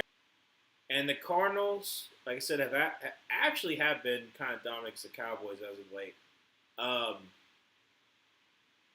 And you fall to 3-5-1. I'm just saying, this is Monday Night Football game, and I'm sure those tickets are kind of expensive. Kick is up, kick is good. Like I said, I want to go to Jerry World. Jerry World. That's why we'll go to Jerry World. I want to go to Jerry World eventually, but if I know anything, because I've tried to go to the Panthers-Cowboys game, so I'm trying to take my friend who's a Cowboys fan. Let's go. If I can see that, and it's super expensive, I can only imagine how money. No, I'd be on the top of the stadium. That makes no sense. No sense. I don't understand it. I don't. I see it all the time, though. I see it all the time. Delby, one of my buddies' game with what? Oh, he's a Saints fan, but he called everything they have done wrong since Breeze retired. So he's not phased. He got 1-month-old baby keeping his attention away from the Saints. That's also good attention. Children, don't have them. Would like some, but obviously nowhere near to getting any. But eventually I do want to be dad. I do. I don't know. I've had this conversation with my family before. I don't know if I'm going to be a girl dad or a boy dad. I don't know. But a child is a good distraction. That's not the only thing they're good for, but that is. I should probably say that. But it is definitely a distraction from if your team is bad. Or you can relish in it. Like once they get a little bit older, be like, okay, here is your heartbreak. It's just like there you go. But yeah, like I said, the Saints are in an interesting spot because the Saints play the Titans and the Jets this year. So if they continue to suck and they lose, I hope they don't. And might have a shot of getting Ty Simpson. The more and more I think about it, I like Ty Simpson. I like his moxie. I like his arm. He's got a really good arm. I like his decision making. I like, him, the fact that he stayed at Alabama when he could have easily transferred, stuck it out, and has a really good season. I don't want to see him in my division. I don't. I don't mind him going to the Jets, and, whatever happens with the Jets. But I don't want him paired with Kellen Moore. So please, Saints, win those 2 games so you have no shot of getting them. That's all I'm asking. That is all I'm asking. Goodness gracious. It's every single time when I'm streaming my nose, all of a sudden it's like, I'm going to stop up. I don't know why. Uh, um, that one actually wasn't my phone. That was just me trying to fit everything within the word limit. Wait, there's a word limit? I didn't even realize that. I guess because I never really tried to do a word. I never tried to hit a word limit with a comment. I didn't really hit a word limit. I guess it makes sense though. I guess it makes sense. Like you don't want to have a whole entire stream just just one person saying something. But 3 yard game to the 30-yard line, second down 7, 12-12 to go third quarter. Drop back to pass. Dak checks it down speed to Shoemaker up to the 40, up to the 45-yard line. Nice game there by Shoemaker. Still 24-7, but let's see if the Cowboys can do something. Maybe, maybe not. Who knows? So from the 45-yard line, under center, going to be a play action pass. And a lot of play action passes. And it's going to be incomplete. Try to get to CeeDee Lamb. Great job there by Will Johnston. Let's freaking go. I said Johnston, sorry. Johnson, second round pick out of Michigan. Loved him coming out. Like I said, he was really good. And I just feel like the fact that, he had apparently a really bad medical eval. But the talent is there. Like, the talent legitimately is there. So I'll be excited to see how he develops at Arizona. Because I can see the picture for Arizona. I do. I don't know if Jonathan Gannon's the guy, but I like Monty. And throw across the middle, be caught up to the 40, up to the 35, and trying to push through, and that's going to be up to the 32-yard line, and that's going to be Ferguson with the catch and run. 11:35 to go in the third quarter, 24-7, and the Cowboys are in scoring range. Goodness gracious, stop. Terrible. I would love to force a foul. Nowhere close of it. She'll love it. Maybe. If the Falcons do win something.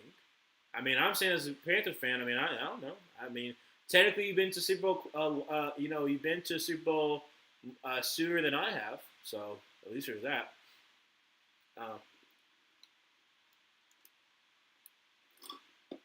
First down 10. But yeah, okay.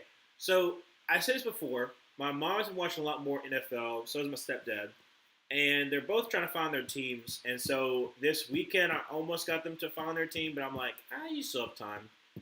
I want them to be Panthers fans, but I'm not going to try to force it on them. I think they're going to become Texans fans because the game that I told them to go to was last year Texans were a little bit too high for Ferguson's 3rd down and 8. But it was a very fun game where C.J. Stroud, like I said, and the Texans beat the Broncos, and she loved the tailgating the Texans have because she was like it's like a college field. She loved the fans she was around, and so I think there's a possibility they become a Texans fan because they also like C.J. Stroud. They're like, I just like him. He seems like a good guy. And I was like, he is a good guy. So I want them to be Panthers fans, but I don't mind them being Texas fans. Throws has to be caught by CeeDee Lamb. Crazy how he hold into that ball. First and goal at about the 5 or 6 yard line. I don't know how in the world he hold into that ball. That was the wrong graphic. They put George Pickens. Yeah, he got absolutely smashed between Wilson and Williams. He held on to it though. So first and goal. Dallas has got to do something here. 9:23. Going to be a hand of Javonte Williams who's going to get got absolutely crushed by Matt Wilson. And it's supposed to be second and goal from the 5. 9-11, never forget. But yeah, because my sister's a Pittsburgh Steelers fan because especially when we went to the Hall of Fame my senior trip. She learned about Kevin Green, and she was like, I like him. He's from Auburn. He's a really good Auburn player. He's a really good NFL player. He's mainly known by the Pittsburgh Steelers. She's like, I really like him. So she became a Steelers fan because of him. And once again, down to the 15-yard line, sacked because Josh Sweat. I like that by Josh Sweat. He did a little, wiping the brow. That's a nice move. Fake inside, cuts back outside. Terrence Steele gets whopped. No, 2 pass, rushing 3, throws would be caught. I mean, is that like what the 8 yard line? Yeah, 8 yard line for Cavante Turpin. So, I mean, yeah, you give it up. It's still 4th and goal. So now the Cowboys have to kick a field goal. Well, that kind of sucks. That kind of sucks. I can only imagine probably there might be some booing. You had that great of a drive. That's how it ended because, yeah, they just dropped. They literally just rushed through and like, we're just gonna drop. We're gonna play prevent. I mean, that's what I would do. If I don't think that he could that they can actually throw to the end zone, I'm just gonna play prevent right there. Kick is up, kick is good. So it is 24-10, 7:50 left to go in third.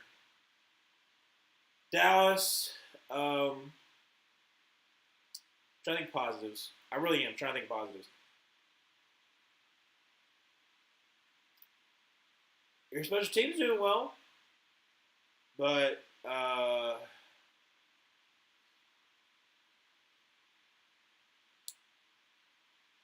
your your defense still sucks. I can't really say anything positive about that. At least Dak's doing a little bit better. You know, he had a pretty bad first half, so at least he's doing a little bit better. But like, I'm really try to be positive here. Like, you're only down by 2 scores. You don't got like a whole entire quarter and a half left to go. But if you're Dallas, you got to get a turnover here, man. You've got to get some kind of like momentum. A field goal doesn't do it. Like I said, the field goal still makes it a 2%. I mean, it could be 2% game if you score a touchdown, but like it'd be a little better to be like, oh, well, you're only down by 10.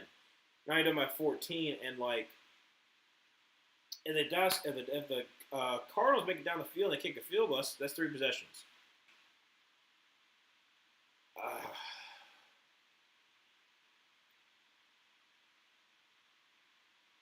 I'm trying to be positive. Yeah, you're 3-5-1. The Cardinals are 3-5, and you're further and further from possibly having some kind of delusions of winning division.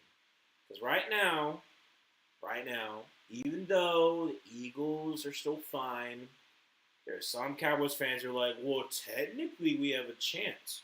Sure. But are you going to? No.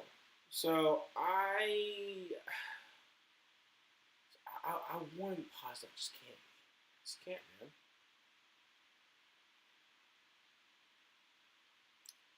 All right, Carr, see what you can do. 7:15 left to go in the third quarter. 24-10. Kickoff's underway, and it's going to be returned to the 5 yard line. 10-15, up to the 20. Greg Dortch, 25, 30, up to the 35, and down to about the 39-yard line. Greg Dortch once again with a great return. First down 10 for the Cardinals. I said the Cowboys again.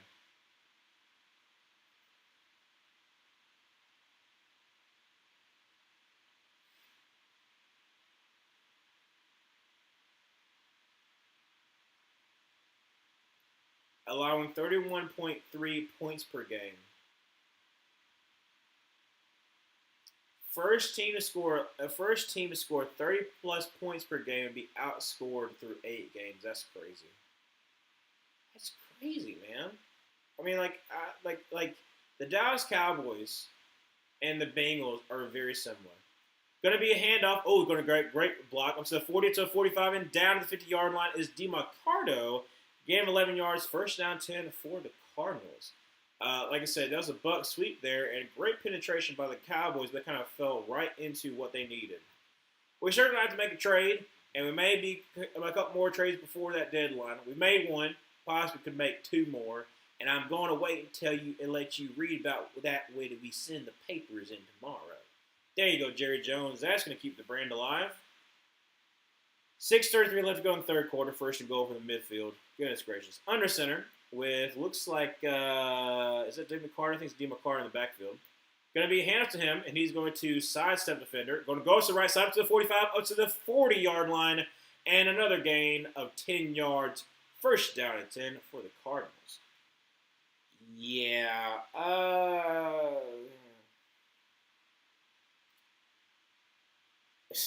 Jerry's like, come on, boys. That's not my Jerry Jones, but I'll just do my own thing with Jerry. I'm doing what Jerry thinks he thinks.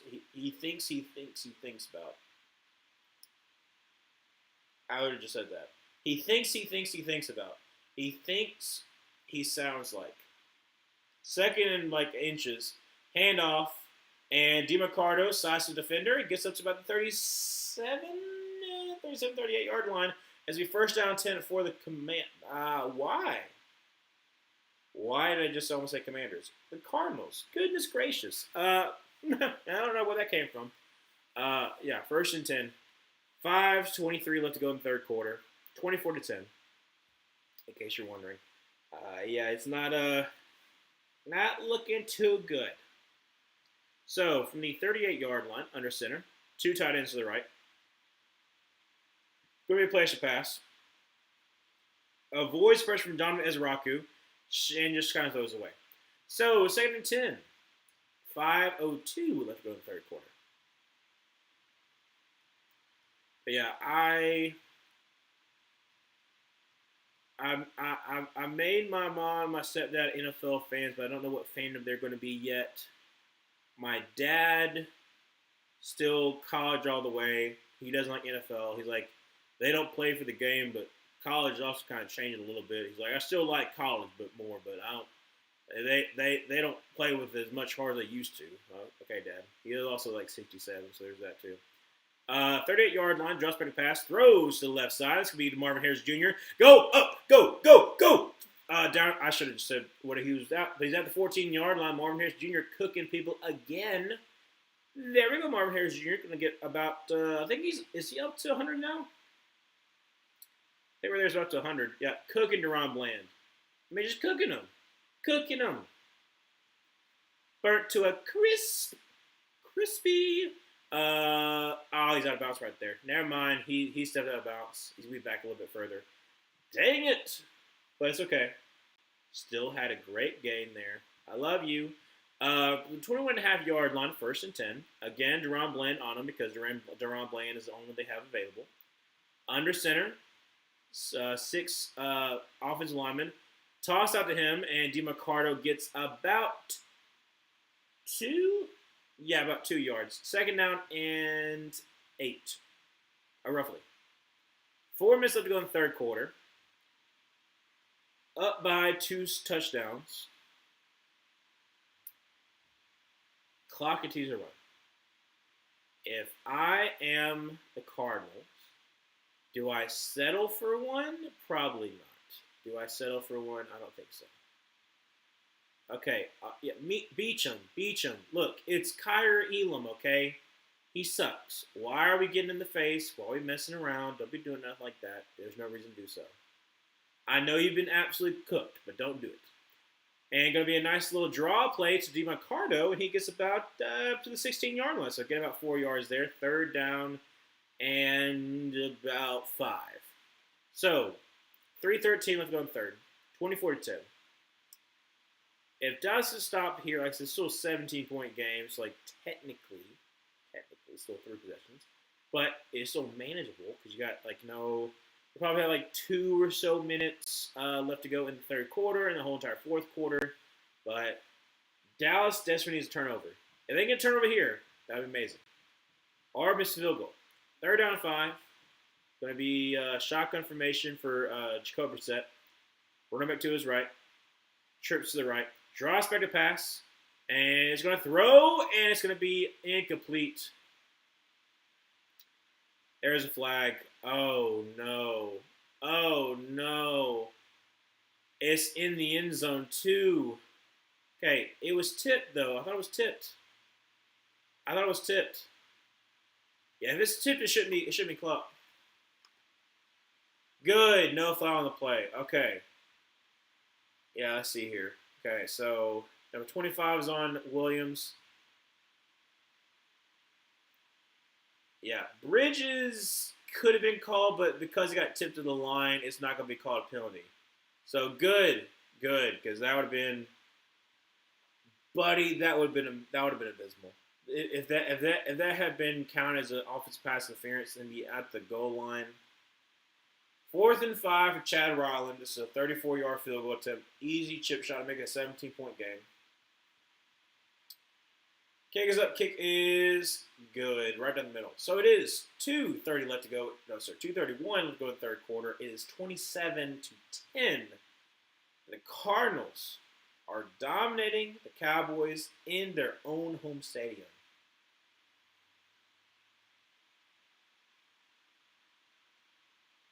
It's I don't like the or farming kind of stuff they have, like where people are just like sitting there, just like,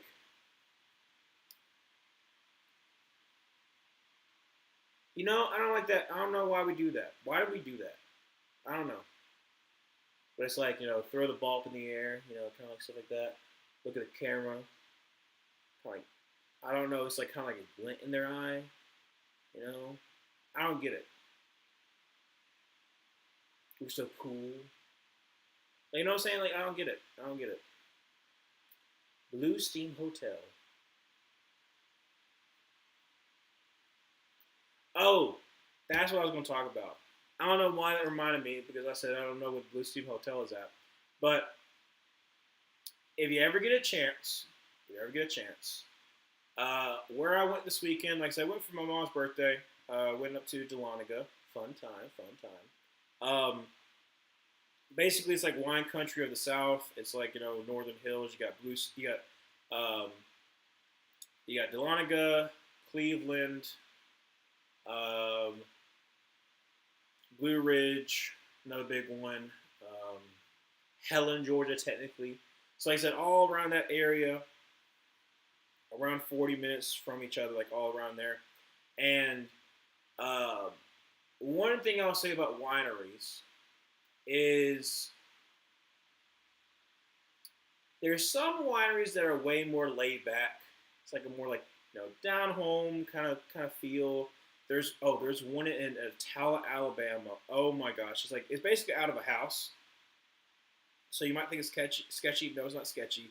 It is really good wine, and the scenery is so mwah. It's like you see like the foothills of the Appalachian Mountains with the nice little pond area. You sit back there. It's amazing.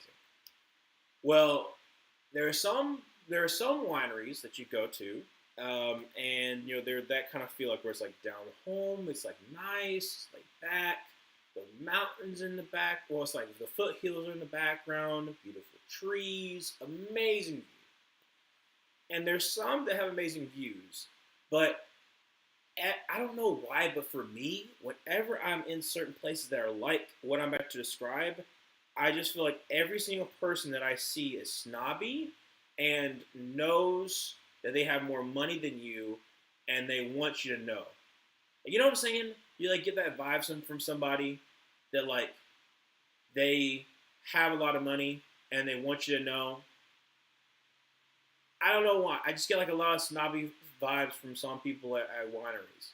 And there was a place that we went to, amazing view, but felt snobbish. And I was just like, eee. Like, I felt uncomfortable. Very uncomfortable being there. And the wine wasn't all that good either. The wine was okay, but it's not my style. Anyways, it was a great return there by Turpin up to the 27-yard line. Shotgun formation. Drops back to pass. Throws, and it's going to be caught, and it's going to be C.D. Lamb to the 35-yard line. Gets down to 36, so it's going to be second down to 1. After the gain of 9 yards. So Dallas got to do something here. Don't know if they will, but a man can hope and dream. So second down to 1. Shotgun formation. Going to be another handoff, and that's going to be to about 39-yard line. Is that who I think it is? Is that Deuce Vaughn? Is that my boy Deuce Vaughn from Kansas State, the little one? Might be. They're showing Jonathan Gannon. They must be talking with him. I don't know. Hurry up from the 39-yard line. Drops back to pass. First down 10. And it's going to pump fake. Going to be scrambling. Going to throw on the run. And it's going to be wide open up to the 40. Up to the 30. Something down to the 20-yard line. I couldn't even see the numbers. But down to the 20-yard line is C.D. Lamb. The Dallas Cowboys are in scoring position. If they can score a touchdown before the end of the third quarter, now, baby, we cooking with some gravy up in here. So, I don't know what was going on. I wish this is a breakdown coverage the way it is. Absolutely is. He's just standing there, and he's just like, oh, let me just go up a little bit. So, from the 27-yard line, 107 left to go in the third quarter, 27-10. Shotgun formation, running back to his right. Come on, Dak. Hurry it up. Wait. What? Okay, so the Cardinals called the timeout. I'm not sure why. I guess because it's a big chunk play, but I don't know.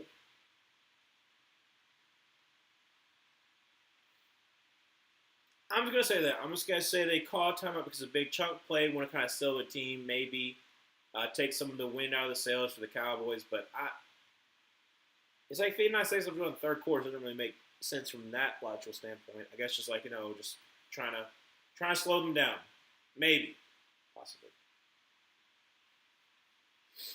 So 59 seconds left. Dak under center from the 28-yard line. Oh gosh, John's going to pass, throws as we bad the line. Try to get George Pickens. So 56. Sometimes my voice goes into a little banjo. So we kind of talk about when the album accent comes out. It's like. So Walter Nolan blocks the thing of the line. So would have been trying to get to George Pickens. Instead, it's going to be second down and 10, 56 seconds left to go in the third quarter. Drop back to pass, and actually going to be a handoff to Javonte Williams, who gets like nothing. Oh my goodness. Back to the line of scrimmage, third and goal. Third and 10. Once again, Walter Nolan with the stop. Rookie out of Ole Miss. Has all the potential in the world. I'm glad that he is there at Arizona because him being with Calais Campbell has got to be a dream come true for him because you have an amazing veteran presence, has a lot of knowledge, and still plays at a pretty good level. So, from the 28-yard line, third down 10, 23 seconds left. Dak drops back a pass and is going to throw. It's going to be caught CeeDee Lamb up to about the 21-yard line. Still going to be short. It'll be fourth down at about 3 to 4 yards. 16 seconds left. Gosh. Well, it's not the end if they don't get it. But it'll be pretty daggone close. So, this is going to be huge. It'll be massive. And Jerry is sweating. Old Jerry. There he is.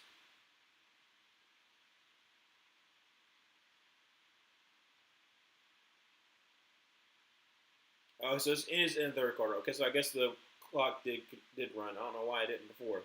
But in the third quarter, 27-10, fourth down for the Cowboys when we come back. Not looking great, Bob. Like I said, not looking great. But you never know. You never know. Strange things have happened in Cardinals games, so we can never be too sure. What we can be sure of is our sponsor. No, I'm just kidding. I'm not going to get sponsored. One, I'm not going to get it sponsored. I'm probably not going to accept sponsors. Like I said, the only thing I could possibly think that I would accept is like stuff that I actually use. Because I don't like. Why would you want to sell anybody stuff that you don't use? Regardless if you say like, oh well, I use this. Do you though? But I don't know. That's future me problem, not a present day me problem, because that's not happening now. I already know that. So I can't remember who it was. It was after I think it was after a Panthers game. One of the commenters was like, "Hey, how can I donate to you?" And I was like, "One, do not donate to me. Like I said, even if I get to that point where like I think it's like once she gets like 1,000 followers, something like that. Don't do that." Like I said, unless I get really big and like it becomes a hassle for me to try to answer everybody's questions. So I want to try to still do that as long as I possibly can. But I'd rather not have people like spend their hard-earned money. Like I like if I get to 1,000 if I get to 1,000 subscribers, then like the AdSense for like ads will help on videos. I won't have for streams because like I freaking I hate on stream when you have ads and they come in at the unopportune time. Like maybe they happen in the middle of jokes or maybe they happen in the middle of stuff like that. I hate that. So I would never have that. But like I said, I might have ads like on the video or something like that. But I try to make sure I don't put in the middle of a stinking joke. If I can do anything like you do at the very beginning, but that's a future thing. That's a future thing. But I ain't. There's no reason. There is no reason to have a sponsor if you do not actually use it. You will never see me do a raid Shadow Legend. I don't care how much they try to pay me. I got my own job. So, draws back to pass on 4th and 4. Dak throws, and it's going to be broken up. And that right there. Great job there by the Cardinals. Still a 3-possession game. And if the Cardinals don't screw it up, they will move to 3 and 5. I know it's so early, but like, I'm just saying, like, hey, that was gibberish. That's what that was. That was gibberish. That was quite literally just gibberish. I don't know what I said there. That was Lady Gaga right there. That was ma ma ma ma ma ma. Actually, that's what that was. I don't even know what I said. I literally don't. I couldn't repeat what I said because I don't know what I said. My mind just like went gone. Beep. Take that out. Anyways, I love when people talk about Deuce Vaughn as if he's an ant when he's just about my height. LOL. Well.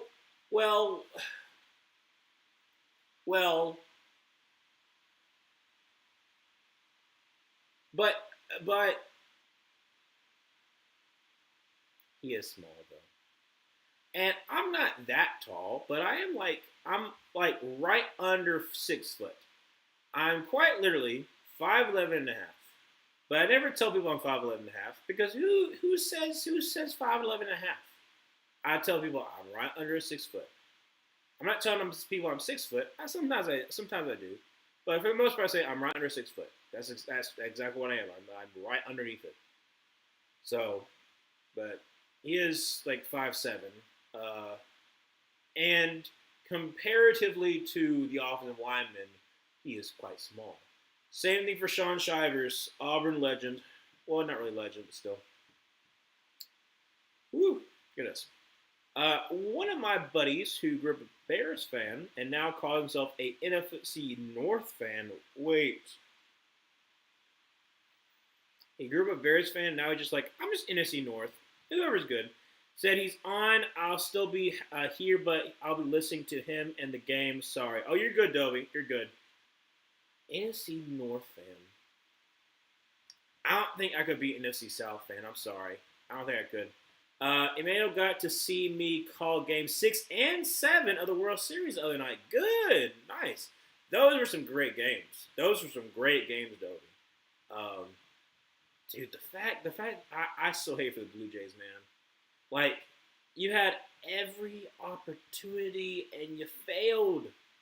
In front of your home fans. That's what's crazy. In front of your home fans, you had everything in front of you. First down 10, rolls up to his right, throws, and it's going to be Trey McBride down, and he's fighting for more yards, which is the 29-yard line. Nice game there, and that's going to be second down about 3 for the Cardinals. He still lives in Chicago or close to it, I should say, but he's almost 50. Okay. Man said that the other day that he could never do that to himself. That he could never, like, be a Blue Jays fan, or he could never be at the World Series and watch the game. I got confused. I'm very easily confused also, though. That's just how I am, unfortunately. Goodness gracious, my throat. Second and 3. 14:36. Oh crap! Bell is hurt. Marquise Bell is hurt. Uh, I remember him for A&M because he was one of the HBCUs that was kind of like under the radar. Because you had him in 2022. Oh, what's his name? He was from Florida A&M like 2 years ago. He was an outside linebacker. Last name was like Land or something like that. Was it Isaiah Land? Was that his name? He's an athletic freak, and he was like a tweener. And so people try to put him at outside linebacker. But anyways, we hand off to the right side by Knight. He's going to get back to the line of scrimmage. 3rd down and 3. Yeah, I think it was Isaiah Land. I might be wrong. I can see his face. I know he's at Florida A&M like 2 years ago. Um, Point margin. It's not margarine. It's not fake butter. First 3 quarters plus 63 minus 47 in the fourth. That's pretty abysmal. That's usually what happens for the Cardinals. So 3rd down 3, going to be a play action pass. Is getting pressure. Is going to get sacked back at the 20-yard line. That's going to be Kenny Clark. And with 13:25 to go in the fourth quarter, Dallas is getting the ball back.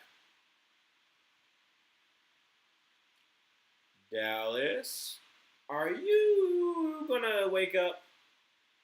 Are you going to deliver? Are you going to make this game fun? Maybe. It's possible. Though, I am going to hold my breath. Punt is up, punt is away, and it's going to be fair caught about the 32-yard line. However, it doesn't even matter. You know why it doesn't matter? Because the Cowboys are stupid, and they just committed a holding penalty. So back them on up. Push him back, way back. There you go. I said I could never be an NFC South fan. Oh, that's right. Hate every team, all 4 of them.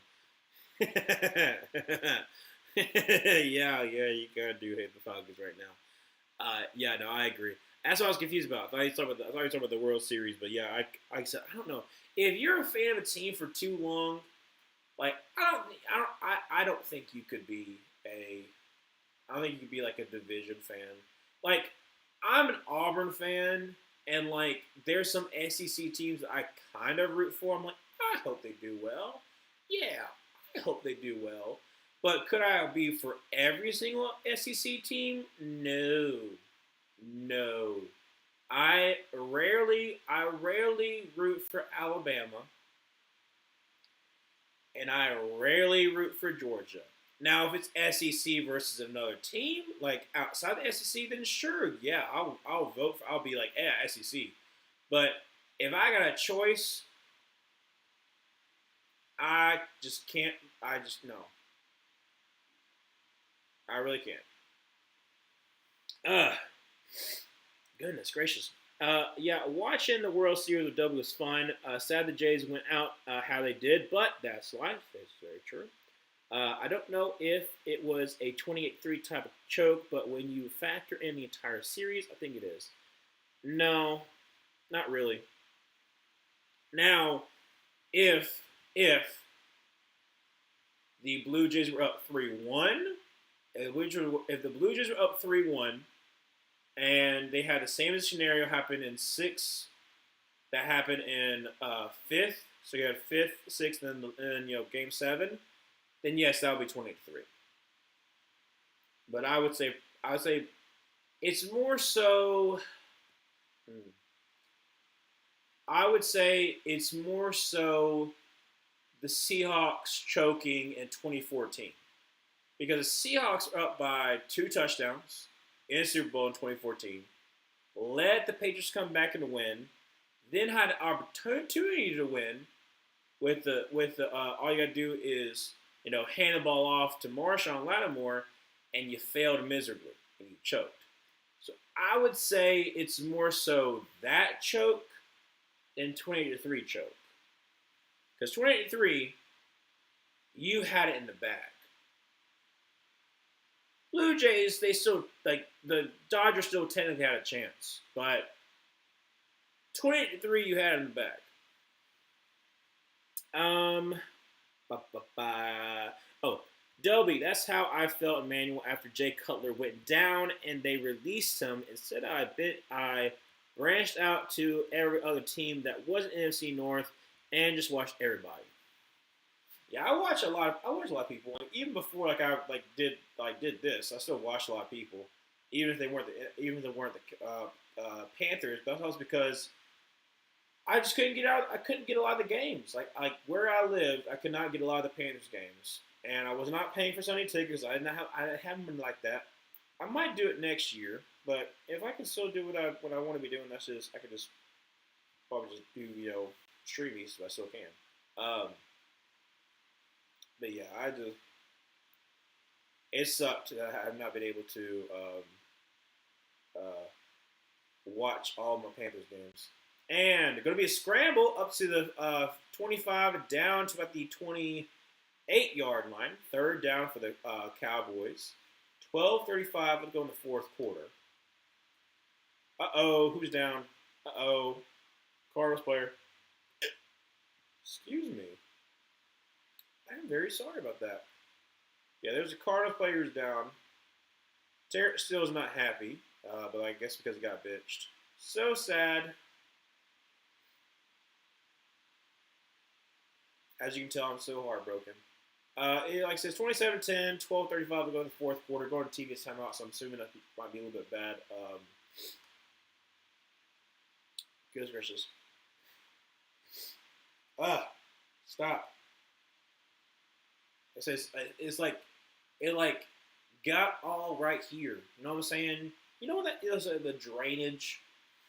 It's so I hate it so much, so much. Thank you so much. I hate it so much. Yeah, I don't. Yeah, like I said, I don't. I don't think I could ever root for the Buccaneers. I can't. Especially after the recent years. Like I could root for the Bucks like 2011 to like 2018, 2019. I could root for the Bucks. I'd be like, you know what? I know they're going to be bad. It's be fun to watch because they're normally bad, but I was like, I don't really feel threatened by them. Could I root for the Falcons? Absolutely not. Could I root for the Saints? No. Why would I? Now, like I said, I hope that they win for your sake, Emmanuel. I hope the Falcons win. But do I want them to win? No. No. But for your sake, I hope they win. And I hope they win for my sake. So I hope that the Falcons beat the Buccaneers on Thursday Night Football because that would be amazing. Because one, we'll be streaming it, and two, it should be fun. But will it happen? Probably not. But a man can dream. Man can dream. I know you meant Marshawn Lynch, but I'm tickled by the idea of a Seahawks somehow handling the bar off to Marshawn Lattimore in that Super Bowl. I guess I did say that. Yeah, I mean ML. I guess ML. But yeah, Marshawn Lattimore would have been funny if he hands the ball off to him. And that's trickeration right there. But yeah, Marshawn Lynch, beast mode. I should have just said beast mode. 3rd and 4. It wasn't indeed Mac Wilson. Draws back a pass, and he's going to throw across the middle, and it's going to be a great catch. Wow. Is that my boy? No, it's not. That's Flournoy. I don't know why that was thought of Jonathan Mingo. Just Flournoy. That's such a weird name. Flournoy. So from the 34-yard line, shotgun formation with Javonte Williams to his left. Draws back a pass. Throws to the left side, and that's going to be George Pickens to the 45, and spin moves down to the 50, and fumbled the ball. And it's recovered, though, by Javonte Williams for a little bit extra gain. Hey now. There we go. Almost was terrible. Let's see here. Was he down? No. Great great job there, number 21. Falls right to the legs of Buda Baker. Josh Baker pass. Oh, great blitz pickup. Great blitz pickup. Catch by George Pickups to 30 and gets out of bounds. No, gets down to the 24-yard line. But great blitz pickup by Javonte Williams. My word. He absolutely just dominated that. I think it was a linebacker. It's either a linebacker or it's a safety that came. But just so 11:21 left to go in the fourth quarter. And Thompson, the safety from the Cardinals, he's down. That's not good. Yes. Mr. Run Through an MF for himself. I love him so much. Great character. Yeah, he's on that Prize Picks commercial with guy from Pitch Perfect. What's his name? He's on Pitch Perfect. I've never seen Workaholics, but like he's on Workaholics.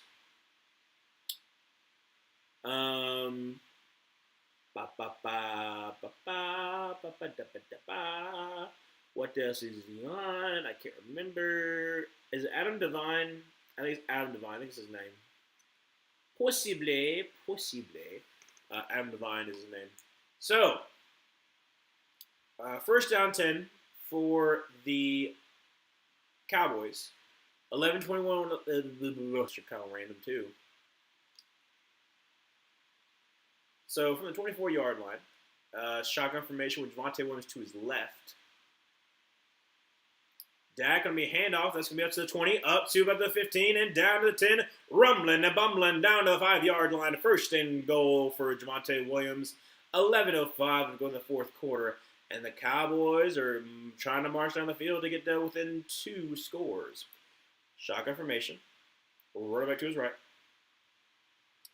Going to be a throw for the end zone. And Flournoy with the touchdown. 27-16, 10:51 left to go in the fourth quarter, and the Dallas Cowboys are back in this game. The extra point making it a 10-point game. Let's see, will the Cardinals screw this one up? I hate to be the bearer of bad news. It's just how the way it happens. It is. Yep. Williams gets burnt. Cooked. So I have a new I about to say cowboy. Sorry about that, Zoe. So I have a new coworker from Missouri who's both a Chiefs and Broncos fan. Wait. Is it the one you talked about before, or do you have another one? Do you have another one who's a Chiefs and Broncos fan? Because I thought you said that before. I thought you said there was somebody. Wait, was it? Maybe I might be thinking of something else. But it is wild to be both a Broncos Chiefs fan. Wait, no, I think did we talk about this? Because I'm pretty sure we talked about the fact that maybe like his like parents were like Chiefs fans, but he became a Broncos fan, or she became a Broncos fan. So we're talking about how like you can be both, and I was like, well, there's a logical explanation. And there's well, maybe just like both and you couldn't decide. Because that could be the case. That could definitely be the case. I've got a lot of friends that switched from teams after Super Bowl 51. That makes sense. It irks me, but I wasn't a fan back then, so I don't know what I would have done. Something like that breaks you as a person. Buddy, if that breaks you as a person, that can, Auburn they haven't had 28-3 as bad as Super Bowl, but I've been broken. I want Auburn to be good. I do, dude. It's just, and I'll talk about it in the video. Like I already kind of went through my spiel of the state of Auburn football is terrible right now, but it's not broken. It's just lost its soul. And we need the soul we put back into it. So, hopefully we can get that. No, it's the same one, but I inquired further. Oh, okay, Zoe. Gotcha. That's what I thought. I thought about we talk about him? So we were talking about how it was kind of weird, and we're like, well, maybe it makes sense. I'm glad you didn't. They reward you one day with that loyalty. That's the hope, Dobie. That is the hope.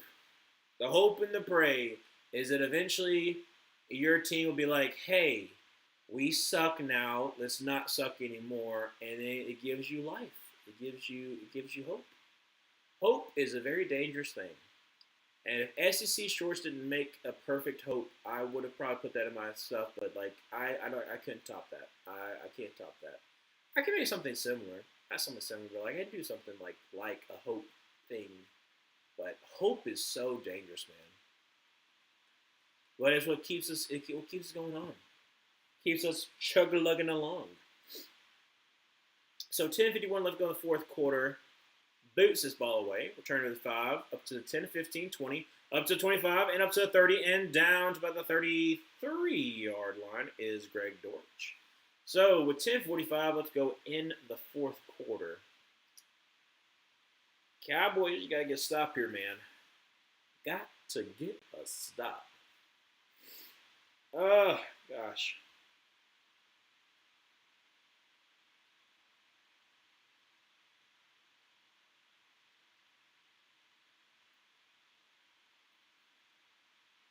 Yep. All right, so under center with the two tight. Well, actually, yeah, three tight end set actually. With looks like 9 in the backfield. Gonna be play action pass. Gonna get sacked, and that is gonna be who is that? Is that Fowler? Yes, it is. Fowler was hurt earlier, and I think he actually got hurt again on that sack. Yep, he got hurt again. Wow, Dante Fowler. But he did sack him for about 7. Back to the 23-yard line. So yeah, about 8 or so yards. My news. Oh gosh. Oh gosh. Okay, goodness gracious. Yeah. So loss of 9.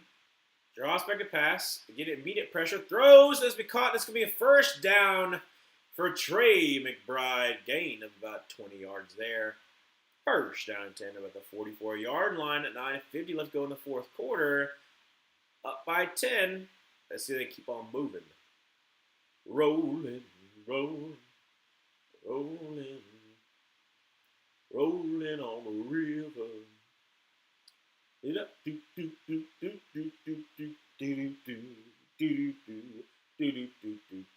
Doing the Tina Turner version of Proud Mary. Yeah. You got Tina Turner. You got Creedence Clearwater Revival. Some of the big one, that was Proud Mary. Those are the two main that I know. Handoff, that's going to be absolutely nowhere. Great job there by, is that James? This is Sherman James. Shamar James, sorry, not Sherman. Sherman. Shamar James, a nice little tackle there. Gain of no yards. Second down and 10. Gosh. Okay. It seems the first game she saw was Chiefs versus Broncos. That's how I got started, but she wound up a Chiefs fan due to the growing up in Missouri, but she also fell in love with the Broncos. That makes sense. Like I said, I guess if it's a really great game, like you could fall in love with both teams.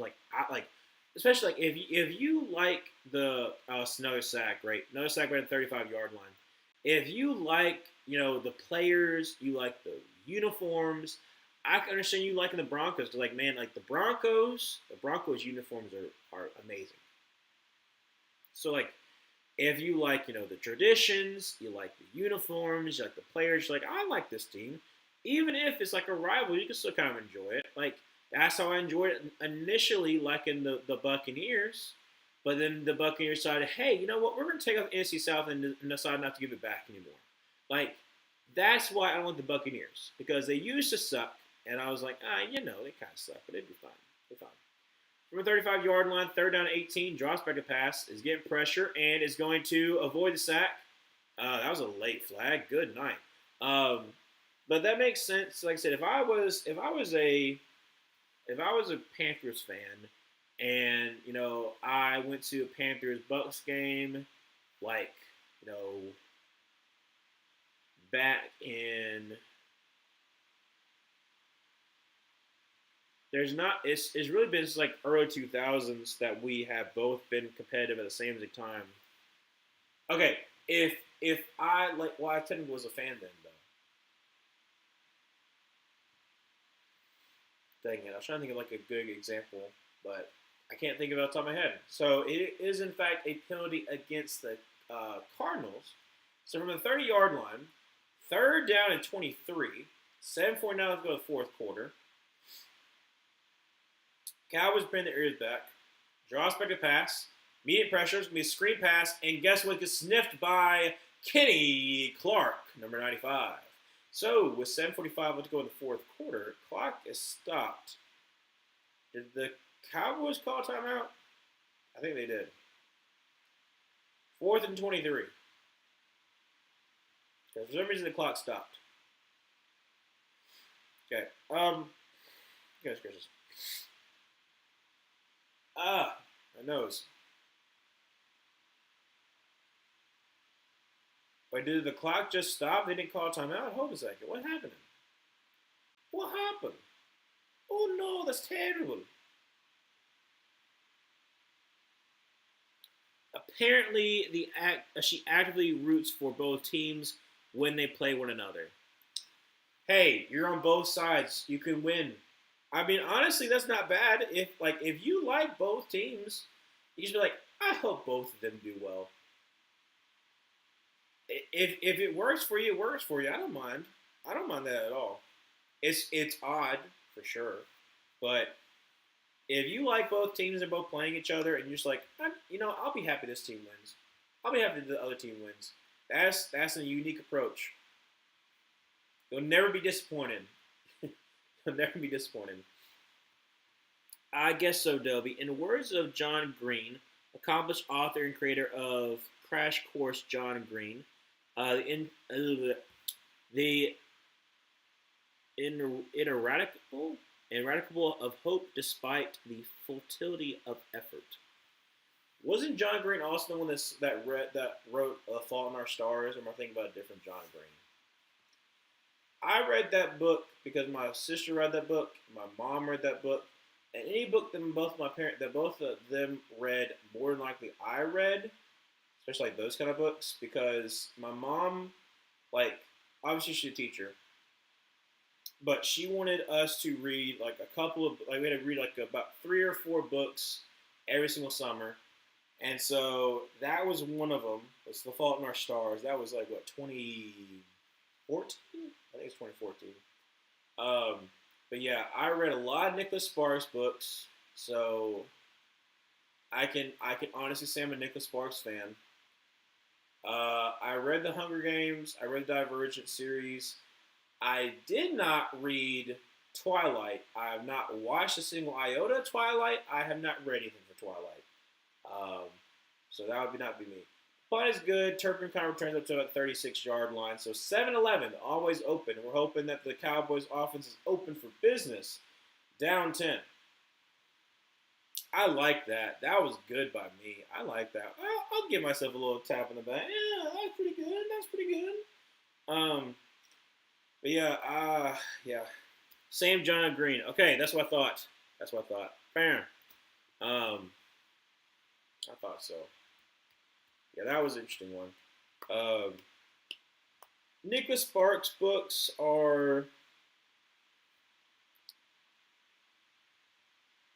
they're okay. They're good, like, just like rom-com stuff, but draws back a pass, sets in the pocket, is going to scramble up to the 40 and down to the 41-yard line. Nice gain there, about 4 yards, second down 6. I will say, the one Nicholas Sparks book that I'm surprised has not been made into a movie is The Guardian. The Guardian is a good one. I like The Guardian. Plus, it has a dog. Why would you not want to have a dog? So throw us to George Pickens. He is in bounce, and the clock continues to run because he was pushed behind. And is that flag going to be on George Pickens? What? Did he say something? What? Wait. Hold a second. Are because he pointed it? Because he pointed it at Burke. No way. You could say it's like it's like a first down. How? How? He didn't flip it at him. He didn't throw it at him. All he did was point it, and you could say he's pointing for a first down.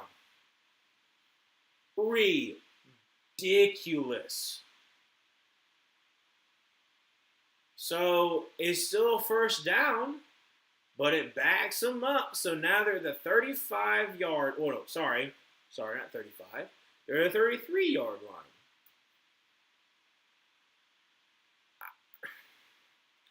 6:45 will go in the fourth quarter. Shotgun formation. Drops back to pass.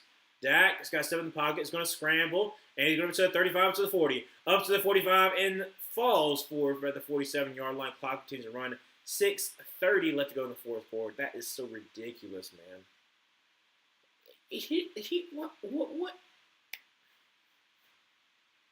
Shotgun formation with Javonte Williams to his right. Drops back to pass. Great spin move, doesn't matter. Throw it to CeeDee Lamb, makes a one-man miss, and gets to the 46-yard line. Clock continues to run. Second down and 3 for the Cowboys. Yeah, I don't know. Going back to what I said before. Garden, great book. Got a dog in it. It should be a move, but it ain't. So that should be a false start. No, false start. Offsides, doesn't matter. Throw to George Pickens. First down for the Cowboys. 5:50 left to go in the fourth quarter. Still 27-17.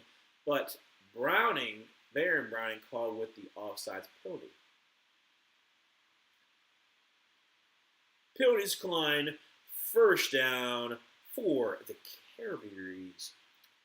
So, 5:50 left to go in the fourth quarter. Shotgun formation. Javonte Williams to his right. Down by 10. Fourth quarter yards, incredible. 0 yards for the Cardinals on 14. That is crazy. From the 35-yard line, drops back to pass, and Dak is going to get sacked back at the 42-yard line, and that is none other than Walter Nolan against none other than Tyler Smith. Amazing job of not Walter Nolan there. Let's see here. What? Ooh, nice move by Walter Nolan. Nice move. Oh, that's amazing. This has been his breakout game so far, and you love to see it. You do. For the 41-yard line, 2nd and 16, drops back to pass, and he's going to roll it to his right, throws on the run, and caught, and that's going to be in. That's going to be. Wait, how is that not clock continue to run? He went out of bounds, but he went backwards, but I mean it's still he gained about 6 or so yards. So 5:05 going fourth, 3rd down and 12. 2 down. Not technically 2 down territory. You can kick a field goal if you wanna. 4:55 going fourth quarter.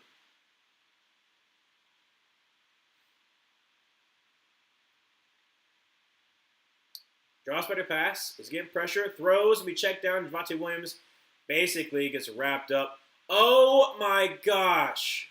Fumble. Recovered by, I believe, the Cardinals.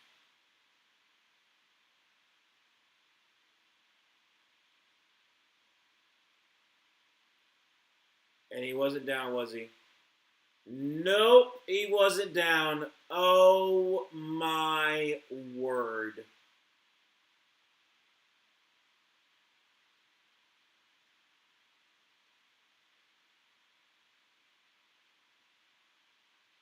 How? Wait, no, he was out of bounds. It came back in. Hold a second. Oh no, hold a second. He got out of bounds, but I guess he put if he gets his position back in, maybe he could have been the one to recover it. But it'd be interesting to see what happens. But I think it's Cardinals ball. I think it is. That's incredible. It's incredible. I don't know how you think that happened. He looks so dead inside. Oh my gosh, that fan looks so dead. 4:34 left to go in the fourth quarter. Turnovers and missed opportunities. The name of the game for this Cowboys game. How? How?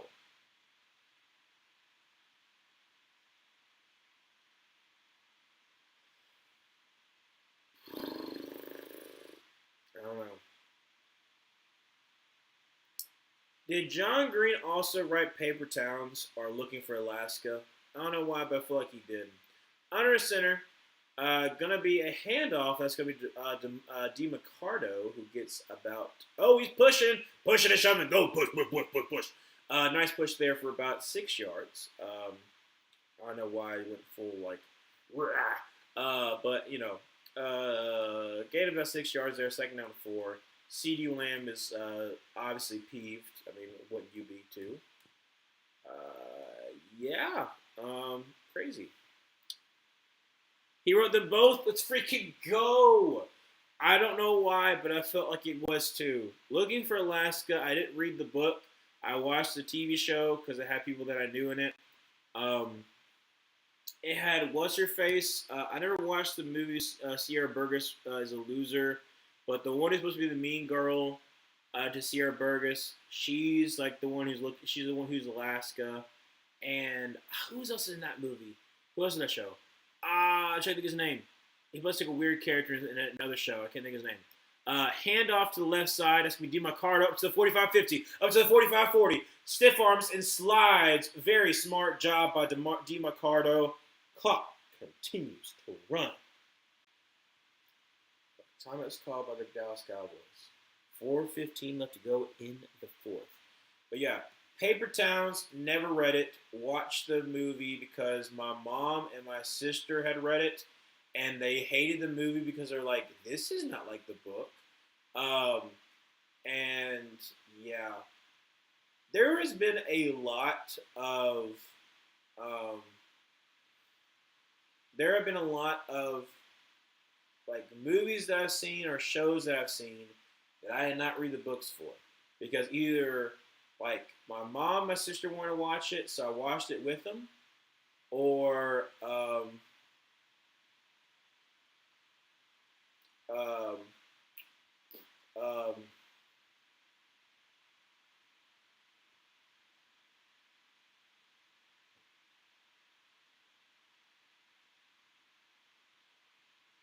or like it was like targeted towards me, and I was like, I'll watch it because my friends want to watch it, and it's not good.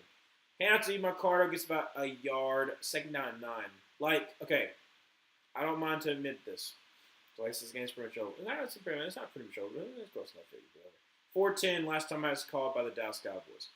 Um, so like I said, I was born in 2000, and so there was a lot of stuff that was marketed towards me that I either never read the books or I never watched the show or never. Percy Jackson came out. I never read the books. I only watched the movies. I watched both movies. And I never read a single chapter. Avatar: Last Airbender. I never watched the show, but my friends told me, "Hey, we should watch the movie." So I remember I went with my family to go watch the movie, and it was terrible. I didn't understand a single thing that was happening, but I was told that this movie was supposed to be good. That this show was good, so this should be good. It was terrible. Harry Potter, I never read any of the books, but like my mom was a big fan of Harry Potter, so we had like a Harry Potter marathon, especially when 7 and 8 were coming out, like the part 1, part 2.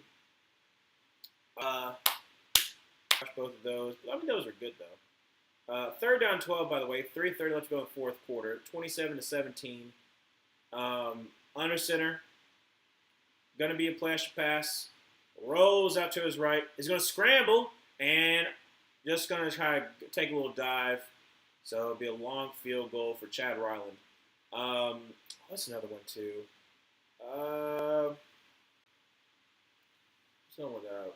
Like I said, I already said Fault in Our Stars. I went on read that one though. I always wanted. It's like I said, Paper Towns. I said. Um, what else did I watch but I didn't read? I tell you what, though, the ones that I did watch that I did not like, that I read the book, because the book was fourth down and 8, drops back at pass, and it's going to step in the pocket, throws, incomplete. 2:31 left go the fourth quarter. No timeouts for Dallas, down by 10. Let's see what happens. Um, I hate the Giver movie. I hate the fact that it changes so much about the actual source material, and it's a really good book, but it fails in the film department. Not a good movie. Um, what's the other one that I read and I watched the movie? I mean, like I said, the Nicholas Sparks ones I did, like the main ones. Um, like The Notebook, Walk to Remember, Safe Haven, that kind of stuff. Um, ba, ba, ba, ba, da, da, da, da. Ba, ba, ba, ba, ba. And Wojciech is going to get sacked back at the 37-yard line. 2:22 left to go in the fourth quarter. It is not looking good for the Dallas Cowboys. Yeah. Calais Campbell right here. Basically running like a nice little twist here. Gets cleanup action. Yep. So second down 19. Draws back a pass. Dak takes a deep shot. And, I mean, nowhere near him. It's 2-minute warning.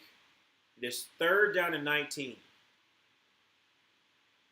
That's good. Not good at all. I'm trying to think of another, like, I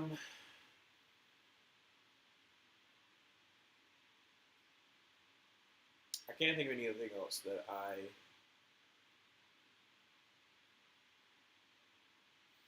what in the world is this?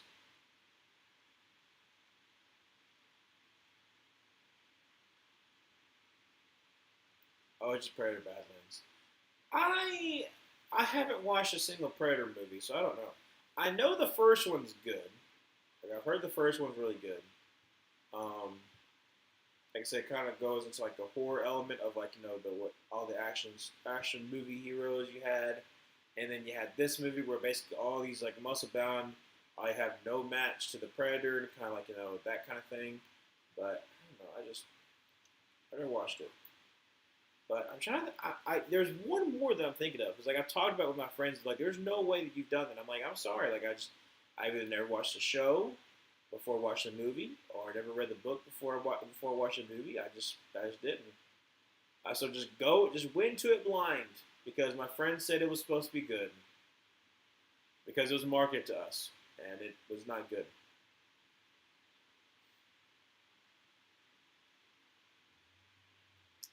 I can't think of it. Anyways, but yeah, there's been a couple of them that I have not read the book or not watched the show before watching the horrible movie. Not good scene. Let's see here. It's third 19, 2-minute warning, no timeouts for Dallas. Down 10. If you had just been able to kick a field goal, then I would feel confident. But do I feel confident? No. Why is that? Because the fact that there is no way that you're going to win this game. With as much as the Cardinals have given up, I actually believe they're going to win. Somehow, some way, they're going to win.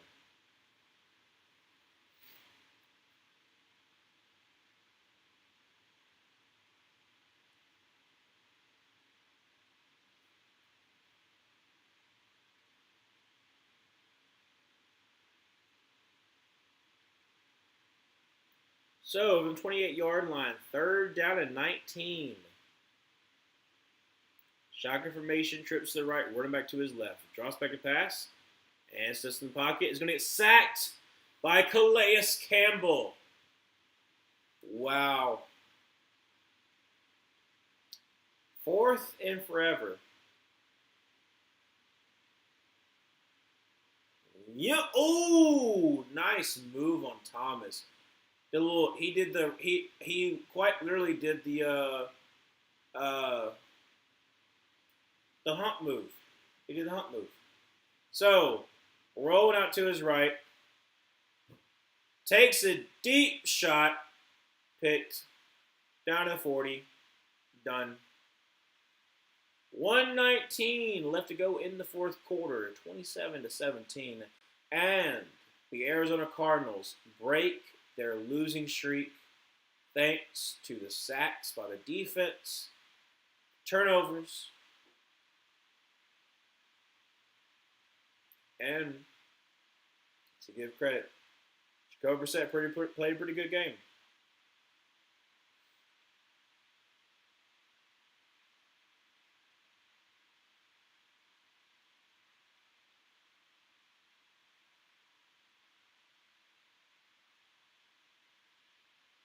I'm also confused why they didn't try to attack the ball.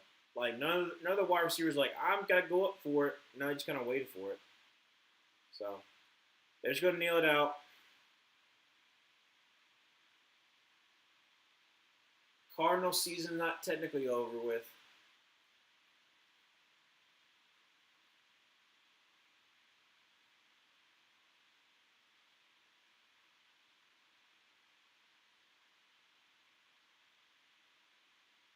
Look at Jacoby Brissett. He was 21 for 31, 261, 2 TDs, a rushing touchdown. Like I said, he had a pretty good day.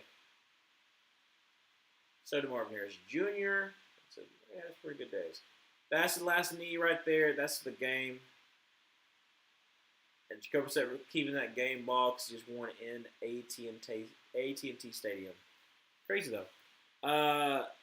Yeah, I scored the most points this week in Sleeper. Let's read and go. Good job, Manuel. Yeah, I was helped out by Marvin Harris Jr. Had a pretty good day, so I won.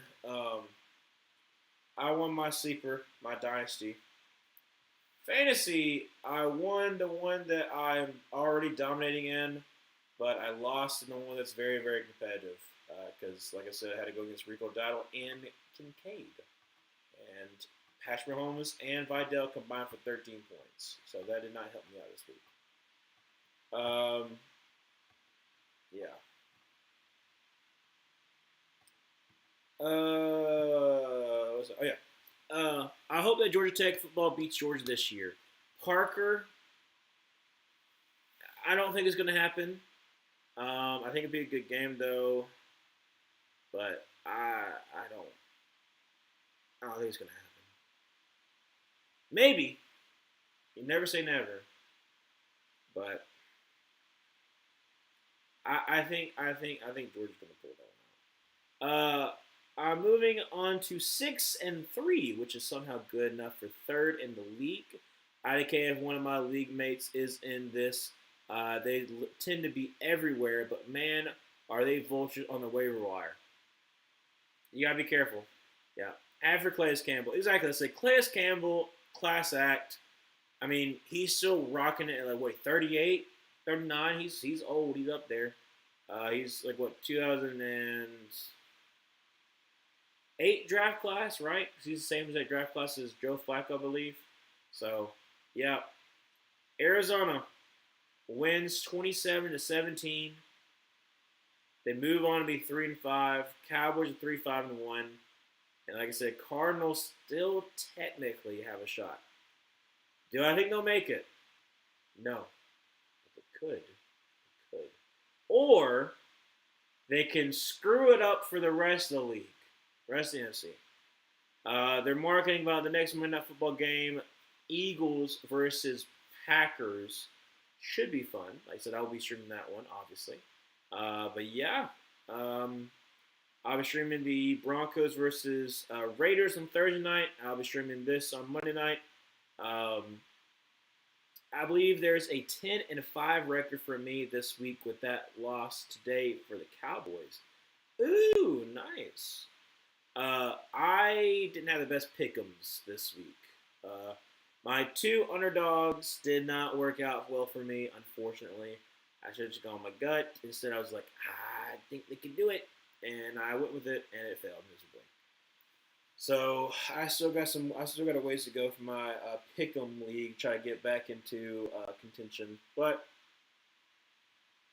as long as I'm like within five by the end of the season, because of how playoffs work, I still have a shot. Because playoffs is when you can really make up a lot of points if you get it right. So let's see here. Oh, nice. I think the Broncos will be wearing their throwbacks for that game. They'll be wait. They'll be wearing those ones for the throwback. They'll be wearing the throwbacks for that one too. Ooh, I love the throwbacks. Very nice. That'd be very nice. Look at there. Talking about going to Delonica. Helen, Blue Ridge, yes, right there. That's the game plan. Look, hey, Chat GBT, you have a good idea, but also I don't like the commercial. But you have a good idea. Delonica, Helen, Blue Ridge just came back from there. Very nice. Helen, Georgia is like a German town. So during Oktoberfest, which is like September, mainly is in September. I guess like so that's for German, and then kind of into October, this huge festival where a lot of people want to come, so it is kind of crowded. But if you like to partake in beer, it is wise to go. It is very fun. But it's like I said, it's like a whole bunch of Germanic stuff, like Germanic, like sauerkraut, dog, basically just like it's very fun. Regardless, it's very fun.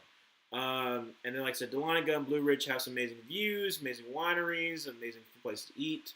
Dahlonega technically also downtown Dahlonega. If you're into Hallmark movies, 3 Hallmark movies have been filmed there. They had talked about it too. It's like something in the Smokies, like 2 others. I can't think of the name. I just remember that one. But like, if you go downtown, you can see what I'm talking about. Like it's like that kind of vibe, like a Hallmark movie. So if you like that, there you go. Nice top 3 throwback. Absolutely, Broncos top 3 throwback. I'm trying to think if there's anything else. I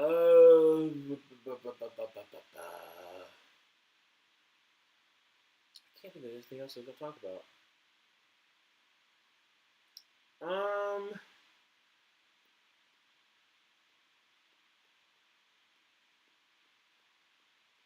Can't think of anything.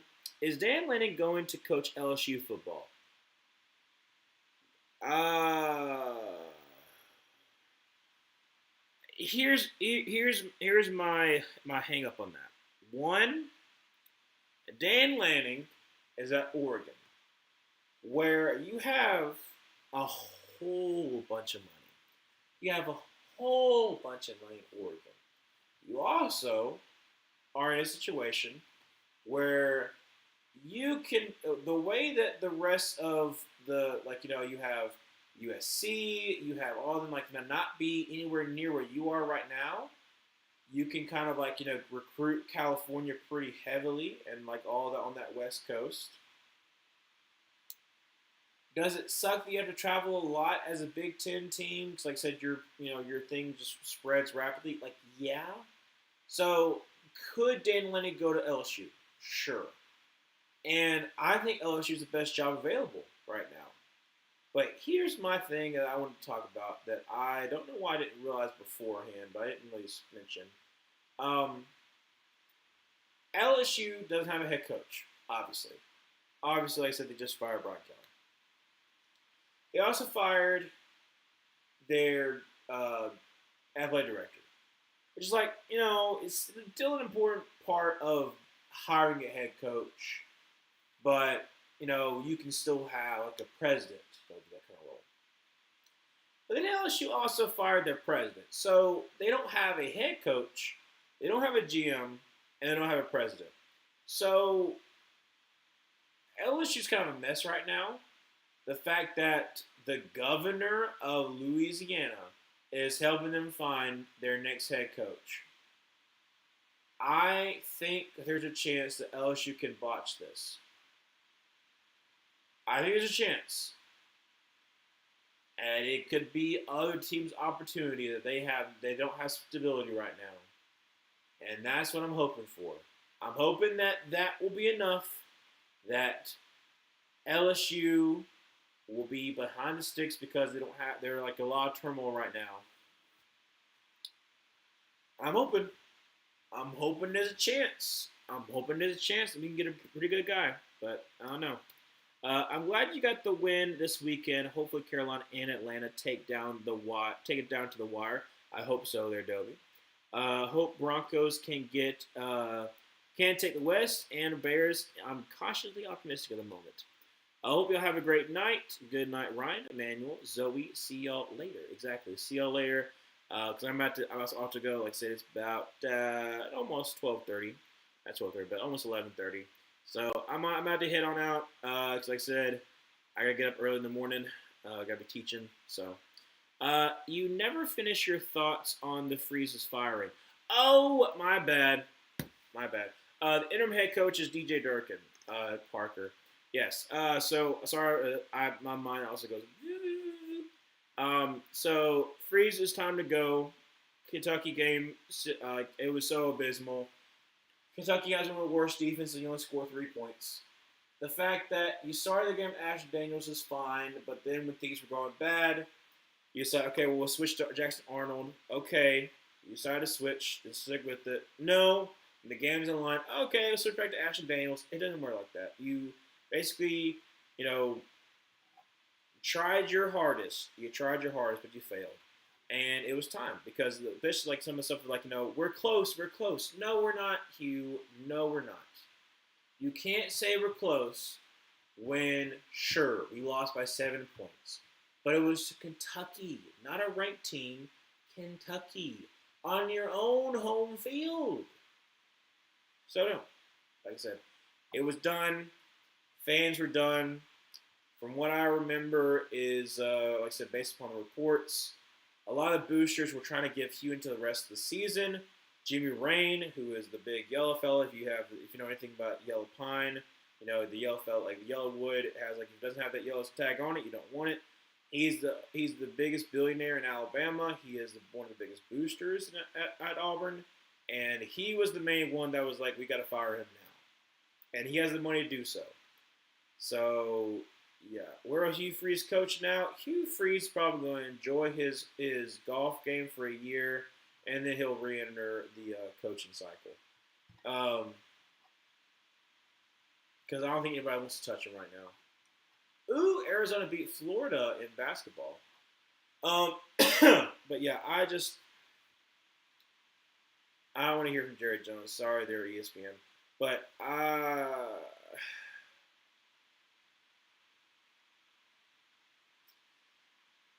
I think Auburn's in a better place now because we have got rid of Hugh. So now we can technically talk to other head coaches, potential head coaches. You got DJ Durkin for the final 3 games where he has Vandy, by Mercer, and then Alabama. If he wants to make a bowl game, he's got to win 2 games, which is going to be hard. Could DJ Durkin be the actual guy? I don't think so.